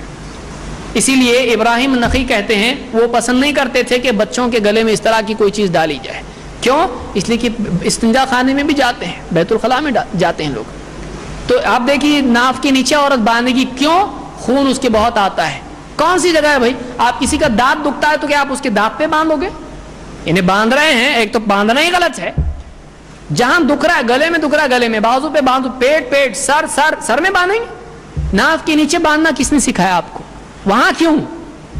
یعنی وہاں باندھنے سے ہوگا, اور کہیں اور تکلیف انسان کو ہو جائے گھٹنوں میں, تو گھٹنے میں باندھیں گے آپ. تو اس طرح سے یہ قرآن کی بے حرمتی اس میں ہے. اسی طرح سے کہتے ہیں بچے کا درد ہونا, بچہ ہونے کا درد, اس کے بارے میں تعویذ کہتے ہیں یہ آیت ایک پرچے پر لکھ کر پاک کپڑے میں لپیٹ کر عورت کی بائیں ران میں باندھے یا شیرینی پر پڑھ کر اس کو کھلاوے, انشاءاللہ تعالی بچہ آسانی سے پیدا ہوگا. بائیں ران میں یہ آیت باندھیں گے. آپ بتائیے بائیں ران کون سے وقت میں؟ جب عورت کے بچے کی تکلیف اس کو ہوتی کتنی نجاست والا معاملہ ہوتا ہے, پاکیزگی بڑی مشکل ہوتی ہے اس کے لیے. اس وقت میں کہاں باندھنا ہے؟ بائیں ران میں, لیفٹ تھائی میں اس کو باندھنا ہے. کون سی آیت ہے؟ اذا السماء انشقت واذنت لربها وحقت واذا الارض مدت والقت ما فيها وتخلت واذنت لربها وحقت. یہ تعویذ کہاں باندھا جائے گا؟ عورت کے بائیں ران میں. اس وقت عورت کے کپڑے پہننا مشکل ہوتا ہے. اور آ گیا یہ بہشتی زیور میں لکھا ہوا ہے صفحہ نمبر 553 پر. اسی طرح سے حاشیہ رد المختار میں کیا لکھا ہے؟ جلد نمبر 1 صفحہ نمبر 226 پر. یہ تو بہت زیادہ حد ہو گئی اس میں. کہتے ابن عابدین کہتے ہیں وقدا اختارہ صاحب الہدایہ فی التجنیس, یہی اختیار کیا ہے قول صاحب ہدایہ نے اپنی کتاب التجنیس میں. کیا ہے؟ فقال لو رعف فكتب الفاتحة بالدم على جبهته وانفه جاز للاستشفاء. اگر کوئی آدمی اس کو ناک میں سے خون بہتا ہو, اگر وہ خون سے, اسی خون سے پیشانی پر سورۃ الفاتحہ لکھ دے, اور تو اس کے لیے کیا ہے؟ شفا کے لیے ایسا کرنا جائز ہے. یہ وہی لوگ ہیں جن کے نزدیک خون کیا ہے؟ نجس ہے. اگر خون سے وہ لکھتا ہے پیشانی کے اوپر سورۃ الفاتحہ تو جائز ہے شفا کے لیے. بلکہ کہتے ہیں وبالبول ایضا ان علم فیہ شفاء لا بأس به, بلکہ اگر یقین ہو جائے کہ پیشاب سے لکھنے سے شفا ہو سکتی ہے تو پیشاب سے بھی لکھا جا سکتا ہے. واللہ یہ کتاب میں لکھا ہوا ہے